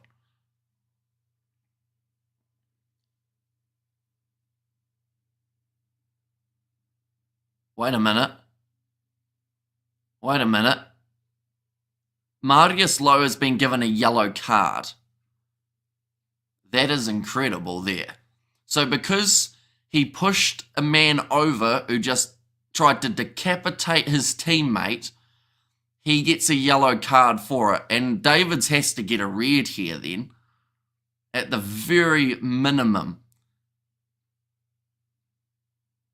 So because Marius pushed him afterwards and that caused a little bit of biffo, Marius goes to the bin for 10 minutes. So the Lions aren't actually going to have an advantage for the next 10 minutes here, because it's still going to be 14-14. We have got there, ref has had an issue with Marius Lowe. To be fair, he has warned him many times about talking to him throughout this game, so I guess that might be something to do with it as well. But yeah, they said not allowed to run in the way that he did for instigating the fight that almost broke out. Yeah, both of these sides now going to be playing with only 14 men on the field for the next 10 minutes. And then after that, the Lions will return to 15 as Rugby deserve the push. Says pads ablaze there. But PJ Borta thrown into the front of the line out again. That is about the 4th or 5th time that we've actually seen them go with that one. Now, the Lions, they are going to be playing with 14. The Stormers playing with 14, although Stormers will be 14 for the rest of this game. Almost a turnover opportunity there for Similani. Just knocks it on in the process. Typical Marius van der Westhuizen. And what channel is the game showing on? For us here in New Zealand, it is on TVNZ+. Not sure about in South Africa though, but I'm sure someone will be able to help us out in terms of the channel on DTSV, or DSTV I should say. And a green yellow for a push is ridiculous, says Justin. And Hamish, your parents still is invested in this URC as they were for the World Cup. Has their momentum faded? I mean, to be fair, they weren't that invested in the World Cup either. But that is only because of the time zones that the games were taking place. Like, it's It's easier to be invested when games aren't taking place at like 5 a.m.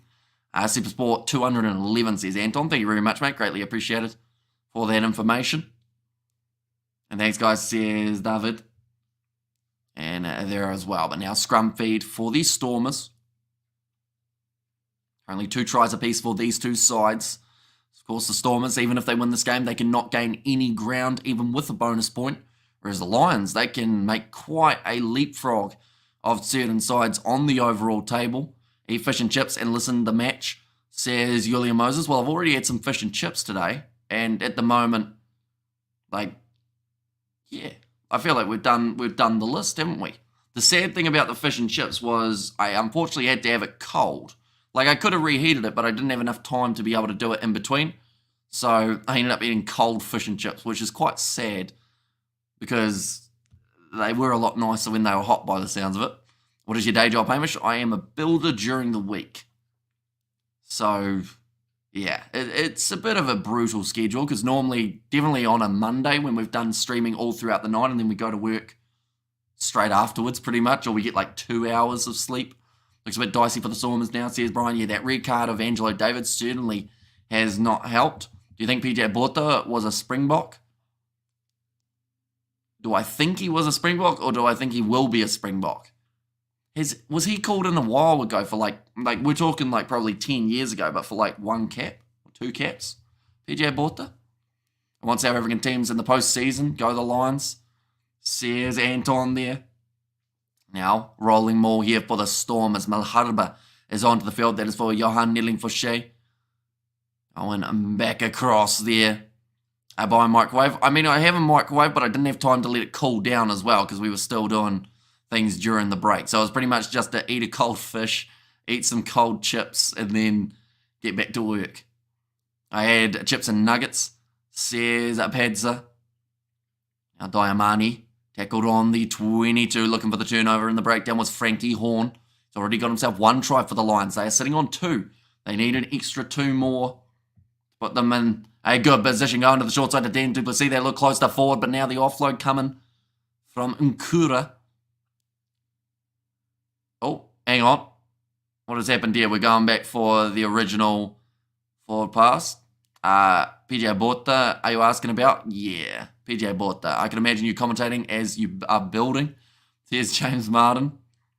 I talk a lot while building because pretty much like I work with my dad, so that's pretty awesome because he's a little bit lenient with when I can show up after a big weekend, but like he'll just get sick of me just chatting the whole time. Like we're still doing stuff, of course, but I'm a bit of a chatterbox.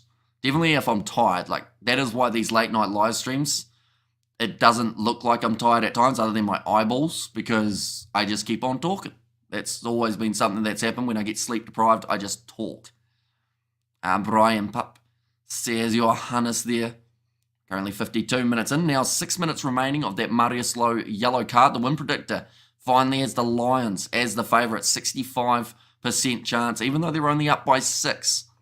Could still be enough to get themselves the victory, but just to be safe, they need those bonus points. Like I said, currently the way that the table sits, ladies and gentlemen, we will show it here. We'll go like that. There we go. So this is the way that the table currently sits. The Lions are on 49. Now, Benetton versus Edinburgh is currently taking place. The winner of that game will advance through to the quarterfinals. The loser of that game is at the mercy of the rest of the games that are taking place. But if the Lions win this game, they will go ahead of Edinburgh or Benetton, depending on who loses that contest. And also, if they get themselves a bonus point win as opposed to Edinburgh or Benetton not getting the bonus, they will also go a little bit higher up. But the biggest thing there is they can go ahead of Ulster if they win this game with a bonus point, but they cannot go ahead of the Stormers no matter what due to the wins. They need 1 more win to be able to get there on top of this win up against the Stormers if they do get it. Hopefully that makes sense. 2007 World Cup winner, 25 caps. Jeez, that's old school, isn't it? Like I was thinking maybe 10 years ago, but that's actually like, that's way more than 10. That's like 15, 20 almost. About 17.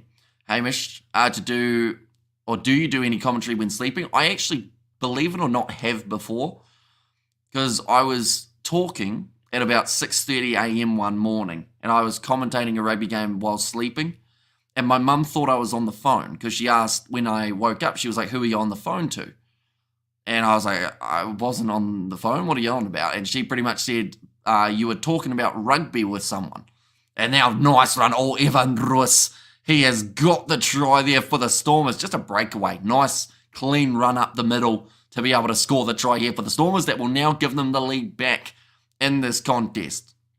Shut up, son, and go to the hardware store for a left-handed screwdriver, says James Martin.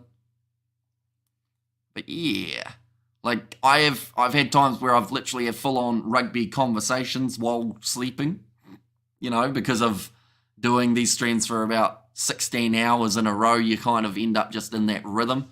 But the worst thing is it makes your throat a lot more sore the next day when you're doing the commentary in your sleep as well as while you're awake. One of our 4 cups says Anton there. Thought you had to throw that in, didn't you, Anton? But of course, they've been doing very well in those World Cups recently. South Africans making it back-to-back, and now up to 4. I want to see the game, not your face, says Yotti. Well, you do have to learn where to watch it, Yotti. Of course, depending on where you are in the world, will be different options. If you're in South Africa, I believe it is on Super Sport, so that will be your best option for watching. But that kick has gone over, 26 minutes remaining, and the score remains at 22 points to 21. Have you ever heard of the rugby league commentator called Jason Costigan? I have not, no. Your style reminds me of him. What commentary or what competition does he cover, James? And also Stormers need that, but will the extra man make the difference later on? That is a good point, because currently, of course, they are both playing with 14 on the field, with Marius Lowe getting yellow carded. Angelo Davids, he will not be able to make his way back onto the field. Little dig, says Anton. That's all right. We covered the whole World Cup. We witnessed it in person, watching the South Africans lift that trophy for yet again another time. And Stormers need that, but with an extra man, I just read that one, didn't I? Oh, that was close to the touchline for Juan Horn, but just manages to stay in the field of play. Now it's going to be Emmanuel Tichuca. I think that is one of his first carries. Aussie Regional Rugby League. Sometimes the NRL, says James Martin. As long as it's not the Aussies, says Anton. That we can agree on.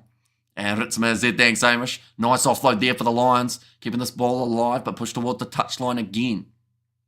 Stormers are starting to make a lot more of their tackles now.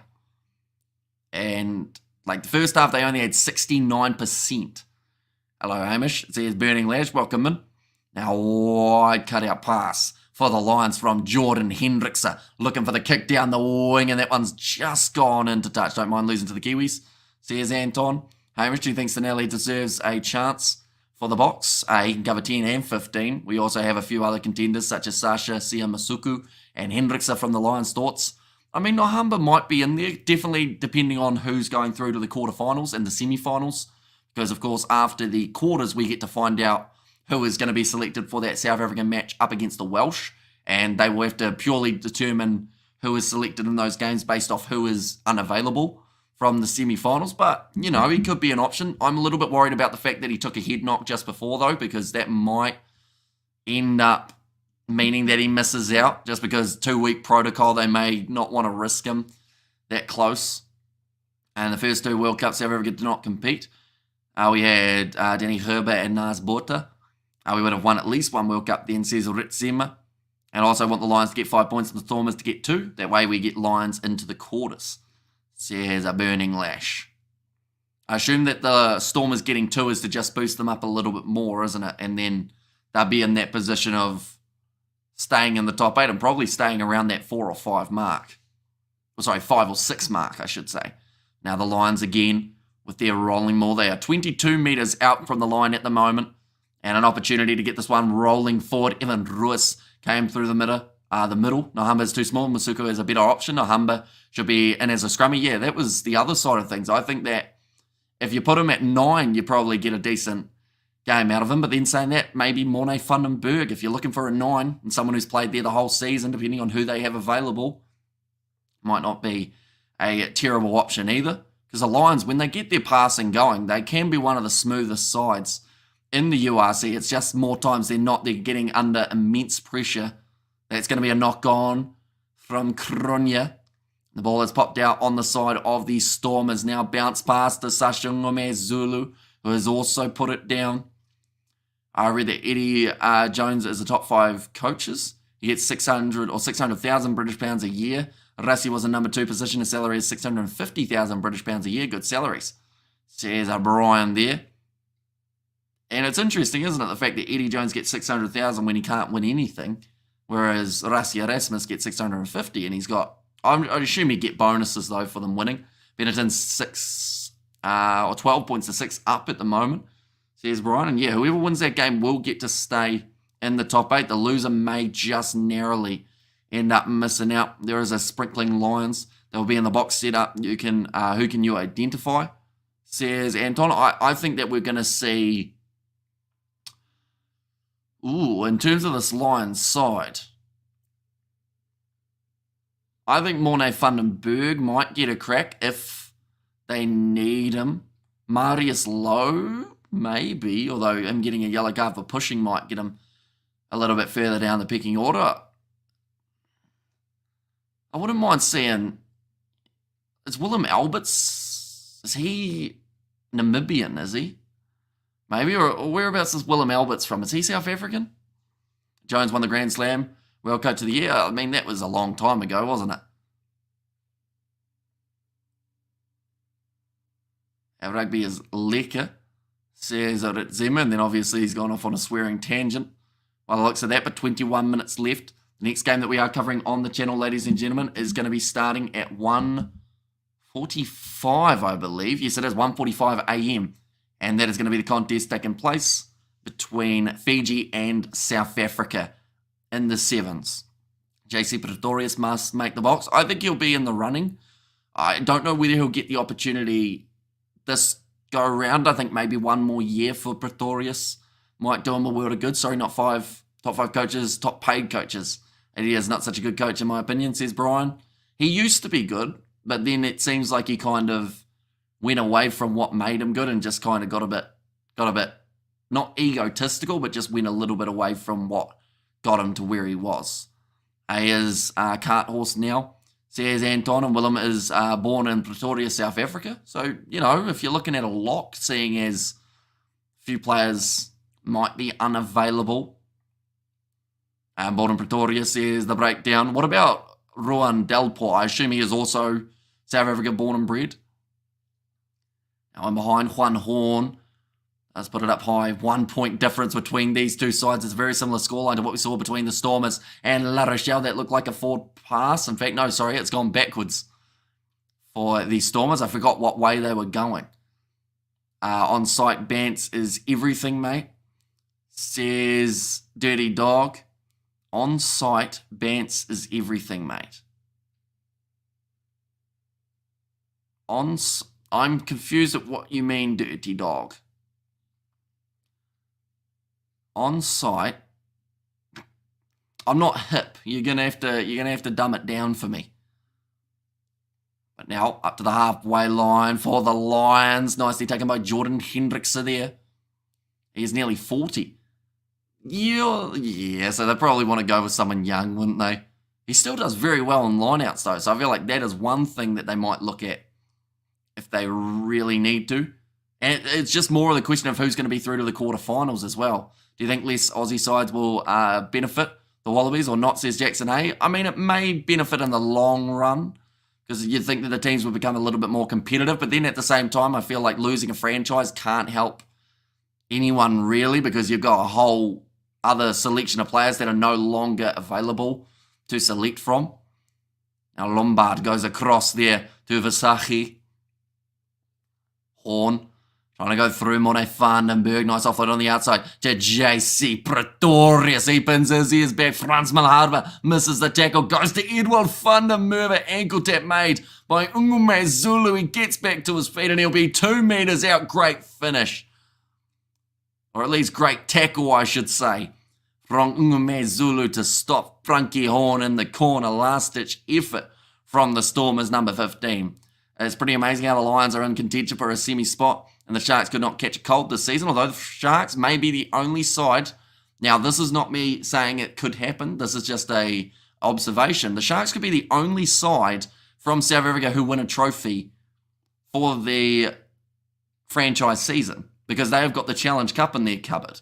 Now, of course, the Champions Cup, they want to try and go for that next year, but if the South African sides are knocked out of the URC throughout playoff games, the Sharks will be the only side that have a trophy, yet they are the side that finished the worst on paper.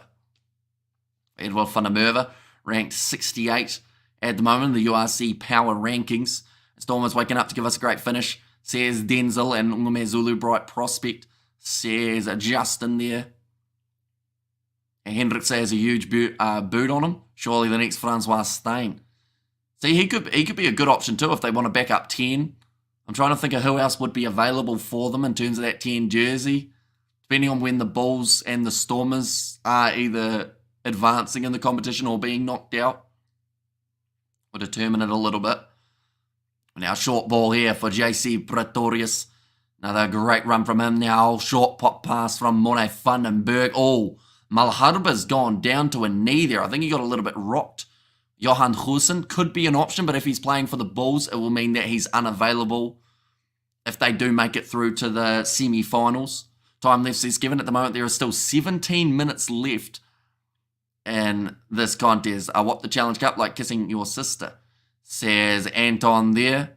I mean, it's still a trophy though, isn't it? Like, you'd still take it if you're a side. And like I mentioned, it could be the only trophy that is won by a South African franchise side. I hope not, though. I feel like there's a few of these teams that have a good chance of getting URC glory. At the moment, it does seem like the Bulls are in the best form as of late. That's going to be stolen by Ben Jason Dixon in the breakdown. Thanks for the stream. I'm driving, a big Lions supporter, says Kevin. Yeah, currently they need another try. That is the big thing for them. Labot gets the clearance away and relieves the pressure. Loser Cup, I'm sorry. They should have been in the Champions Cup, but they didn't qualify high enough, so that is why they were in the Challenge Cup instead. And Sharks will never won the Super Rugby. It was their first international trophy, I think, says Justin. Turnovers won so far, 6 for the Lions compared to the 3 of the Stormers. Quite a big difference between the two sides. In terms of some of those stats, Nkura is now out on the field. That number 21 jersey, that is to replace Herschel Yankees. He's had an all-right game, Yankees. He still isn't lighting the world on fire, though, in terms of current form. Alvasachi ready to throw this ball in at line-out time. Going to the front, nicely taken by JC Pretorius. Now Morne van den Berg. It's a rough pass, picked up by Emmanuel Tichuca, though, and tackled by Joseph Dueba, another player who has made his way off the bench for the Stormers. Now going high for Morne van den Berg. That's going to be knocked on by Sasha Feinberg. Ngume Zulu.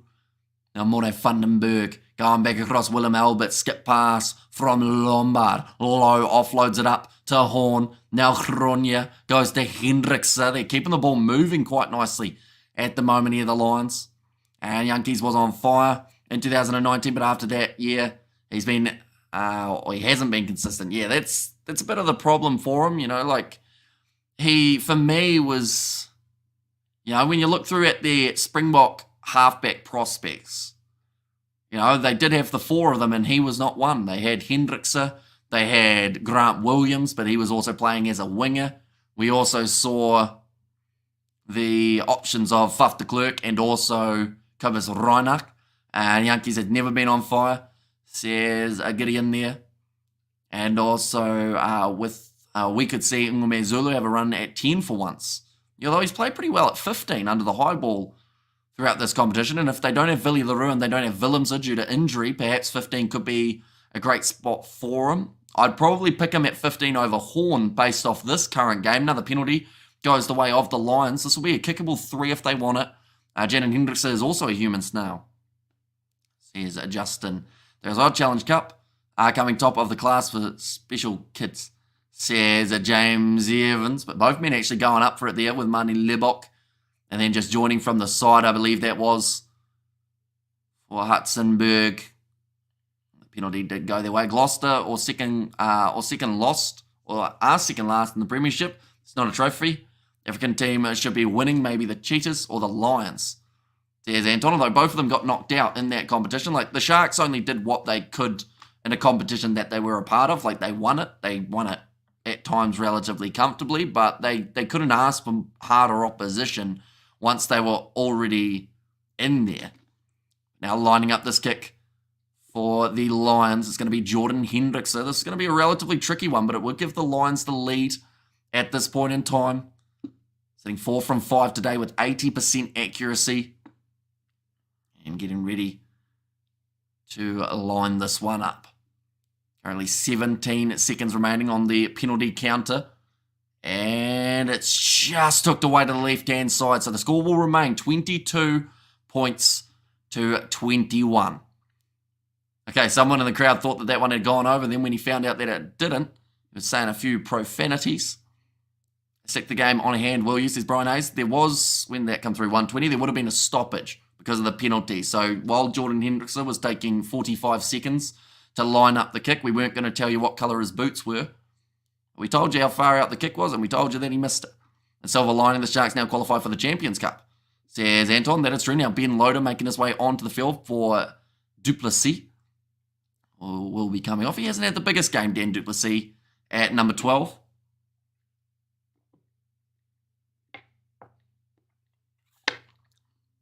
Kicked off by Mani Lebok from the 22 dropout. Big shot coming in on Emmanuel Chuka. Hopefully the Sharks get a new coach for next season. Can't be that bad with so much talent. I mean, they've also got new signings next season as well, don't they? That's going to be a loose ball knocked on by JC Pretorius, but it's gone backwards for the Stormers, who have got the ball available again. Nkura going off to the left-hand side, finding Marcel Tennyson, another one of the replacements. I believe that is possibly the last replacement that the Stormers have made over the Sharks. Oh no, I read that one, didn't I? But yeah, they've got Andre Esterhuizen, they've got Trevor Nakanye, Jason Jenkins, all head into the Sharks next season. Under the high ball, nicely taken by Jordan Hendrickson. They're 45 metres out from the line at the moment. Vincent Chichuka, Emmanuel, having a little bit of a juggle. Of course, his brother Vincent in action later on tonight. Liking the name pronunciation, throw, good effort. Says Dirty Dog there. Now Versace going across to Smith. That's a nice, easy one. On a Fundenberg. Still on the halfway line, Willem Alberts. Tackled well. Versace with the pick and go. Goes off to Fundenberg, who's regathered.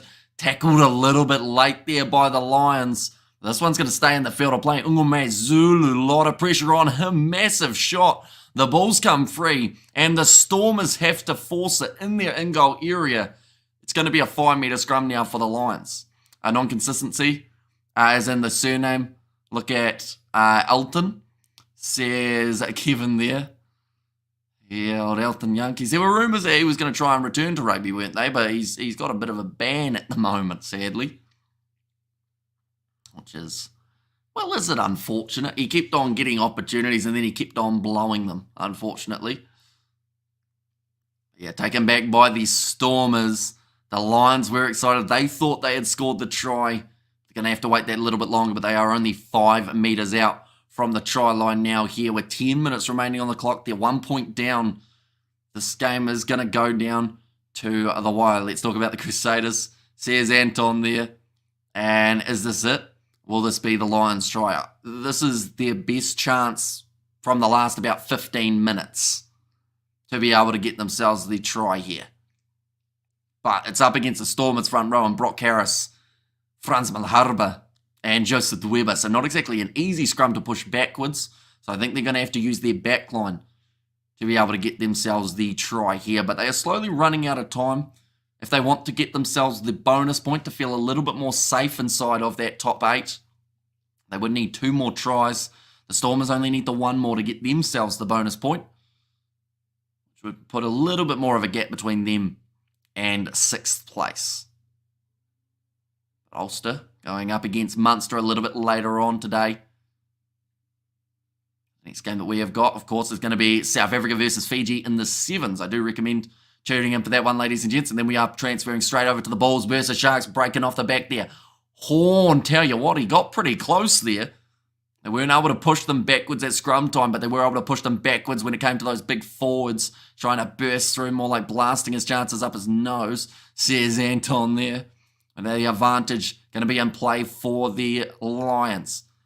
Emmanuel Tichuka goes himself. He's going to be bent round awkwardly.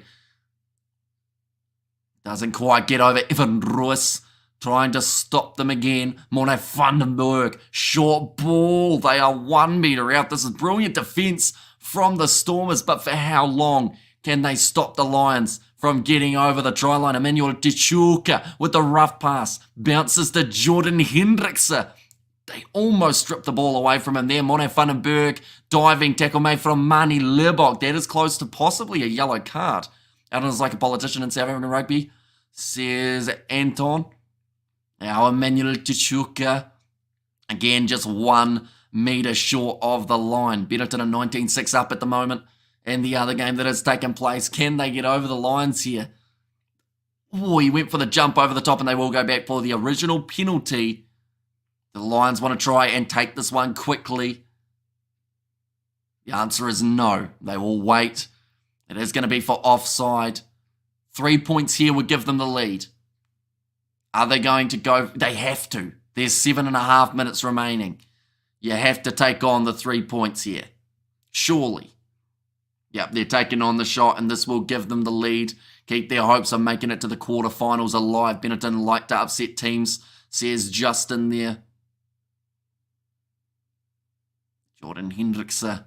He's been slotting them over quite nicely throughout the day, currently sitting 5 from 6, so this one from about 10 metres out in front should not be much of a problem. Going to use up once again plenty of the penalty shot clock. Sensible decision, says Brian, exactly right. They have to make sure that they're taking the points when they are available. Now Jordan Hendrickse, he's actually going to kick this one from about 7 metres out. He's going to have to get quite a steep angle on it to make sure that it does go over. Just letting the time wear down a little bit more. Much to the Stormers fans' frustration, just going over for Jordan Hendrickse. And the score now 24 points to 22 in favour of the Lions. They have still got time to get themselves 1 or 2 more tries, but so do the Stormers. Stormers, in this case, if they got themselves another try, would receive a bonus point for scoring 4 or more, and also more than likely would receive a bonus point for being within 7, depending on what the Lions can do throughout the last 6 minutes. But it is kicked off, and it's going to be nicely taken there. And now looking to get this rolling ball moving forward. Morne Vandenberg has been told to use it for the Lions. Has to get it out of there, and they aren't really moving here. The referee being very lenient. Morne Vandenberg with a sniping run off the back gets around Brock Harris. The first man in the possibility of the passing proximity. That sounded like I was rapping there for a second. I used a lot of words starting with P, but the man who was closest was actually Smith, which does not start with P. But now Sasha Ungame Zulu, looking for the touchline, doesn't manage to find it. Now kicking up high is Lombard. Chasing after his own kick, well taken, but it is knocked on, but the penalty goes the way of the Stormers. It's going to be a frustrating one there for them, as there is only 5 minutes left, and this is going to give the Stormers a chance to either take on the 3 or go for the corner. This is going to be about 56 metres out for Mani Lebok. He does not have that distance in his arsenal. Penalty this time going against Kronya. Those little moments like that can cost you a game. Definitely one that is going to go down to the wire like this one. 5 minutes is a long time in rugby. It certainly is. Marius van der Vesthuizen's voice is incredibly annoying, says Justin. I'm sure to be fair, we've seen many comments saying the same about myself. Fun fact, Province has said Johan there. And it would be to confirm 5th place, which means that at the moment, the way that the table sits, they would be facing the Bulls. But the Bulls still have a game later on up against the Sharks, and that is another one that we will be covering on the channel as well. Now, Joseph de Weber to throw this one in for the Stormers. Goes to the front, nicely taken by Ruben van Heeren, and this is a good rolling maul. It's already made about 5 or 6 metres, maybe even closer to 10 now, with de Weber getting work towards the touchline, still keeping it in the field of play. They'll be told to use it very soon. They've got the penalty advantage. The Stormers. Weber's dragged down 1 metre out from the line. Now, Marnie Lebok looked like he wanted to be half back over the line there for the big man. Referee's looking for a grounding, and I think they're going to be checking this one. See whether or not there is a try on the ball. Now, Marius was definitely a rat in his school days. Says Justin and Stormers have to win, says Bullo. Well, not necessarily. Like, of course, they would like to win, and they are already in the top 8. The Lions have to win, though. Because if they don't win this game, they do not make it into the top 8. If they're within 7, they'll move up a little bit. But then it depends on what happens in that Benetton versus Edinburgh game, as well as a few of the others. Now, there is still a chance that even if the Lions lose this game, they can make it to the top 8. They're just checking this one to see if there is grounding. Ooh, this is close. That is a try for the Stormers, ladies and gentlemen. And to be fair, you did say, or you did sound like a horse racing commentator in the early days. And I think I still do to a certain extent. It's just more of the case of the reason I have to talk so fast is because the chat has sped up compared to the early days as well. But that one, I believe this is going to be the try. Brock Harris every time that Oak makes a tackle. You see Dust, he's so old, says Anton. The on-field decision is going to be overturned and the Stormers have now scored. That will put them up to 27 points to 24. The Lions now for this last 3.5 minutes just have to go all out. Could be an auctioneer. Maybe in the future could be an option. That's a probably. Feel sorry for the Lions. There's Brian. So just the way that it sits currently on the table, ladies and gentlemen. In fact, you know what? We'll wait 3 minutes and then we'll look at the table. See exactly what happens from here. And come on, lads, get in there. And Benetton 26 over Edinburgh for the 6. So yeah, that is going to help the Lions to a certain extent, as that will keep the Lions inside of the top 8 if they receive the bonus point. And I know you're way more professional nowadays, says Flesham.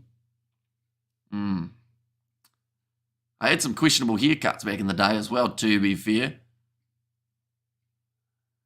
Right, this man going to be celebrating the Marnie Libok kick here.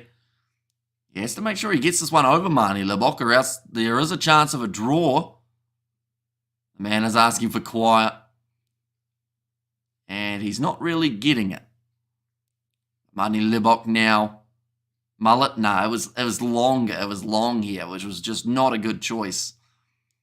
But the reason, I don't know what the reason was that I did it. I think it was just because I wanted to see how long it could get before I go bald. So that was kind of the gist of it.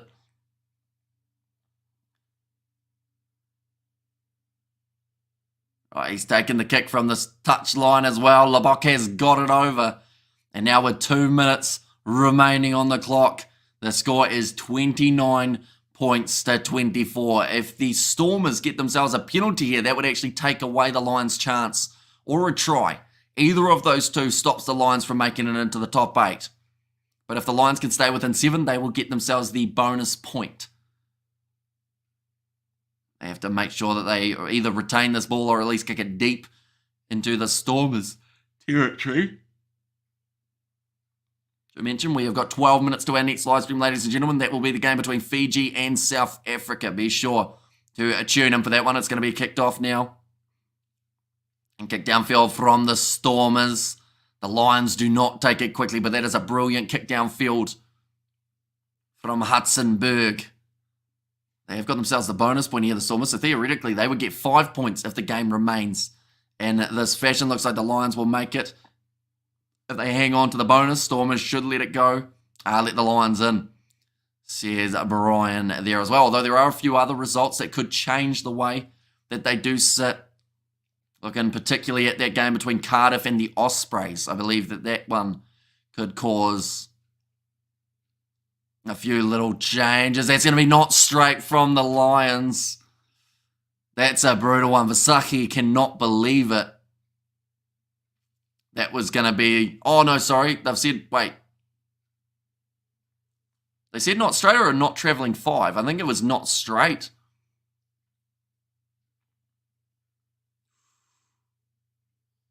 Oh. It's a tight one. It just hasn't quite travelled the 5 metres, though. So now 30 seconds remaining. The Stormers will be looking to keep this ball off their scrum and then put it into touch. Now, the Lions' hopes of making the quarters is not over yet.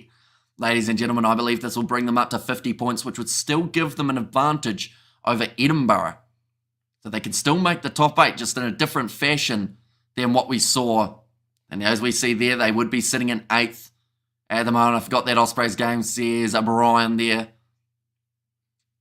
So I think that the Stormers will just boot this ball out when they get it. The live standings, Benetton have moved up to 54. Going to be another scrum reset here, just a draw out the end of this game. That little bit more. Okay, the referee pretty much saying to the two sides, try and listen to me, even though it is very loud here. Rock Harris is the poster child for a hip replacement advertisement, says Anton. He's still out there. He's still doing very well in scrums. That's the thing. Like, the man just doesn't get worse with scrums when it comes to as he ages. Just still causes a lot of problems for the opposition. Now, about to go in with this ball for Nkura. And that one is available for Ruiz. He'll put it back to Mani Lebok. And the Stormers win this game 29 points to 24. But the competition's not over for the Lions, I should mention, ladies and gentlemen. One moment, we will go like this. So pretty much the Ospreys. I believe they are the only team that can overtake the Lions. Now, points differential is irrelevant in this competition. The Lions, at the moment, are on 50 points. They have had 9 wins. If the Ospreys win their game, they will be in the top 8 if they get the bonus point because they would have more wins on the board.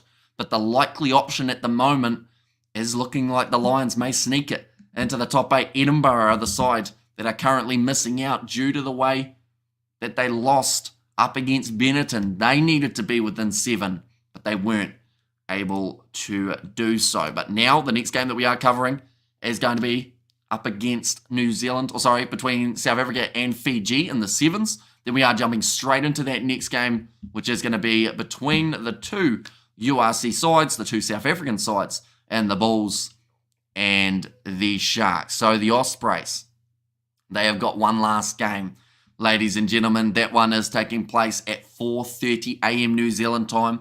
So it is in 3 hours' time that game is kicking off, and that will determine whether or not the Ospreys away from home up against Cardiff as well. So that would have to be a monumental effort for them.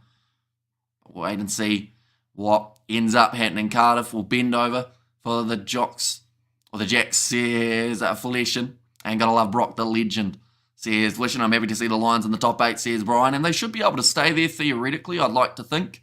But we'll wait and see how it ends up finishing. But thank you all very much for tuning in. If you did enjoy, be sure to leave a like and subscribe. Like I mentioned, 7 minutes time, we are going to our next live stream, which is going to be the contest taking place between two sides, those being the South Africans and the Fijians. Oh, I pressed the wrong button there, but nonetheless, thank you all very much for tuning in, and I will see you all for the next one.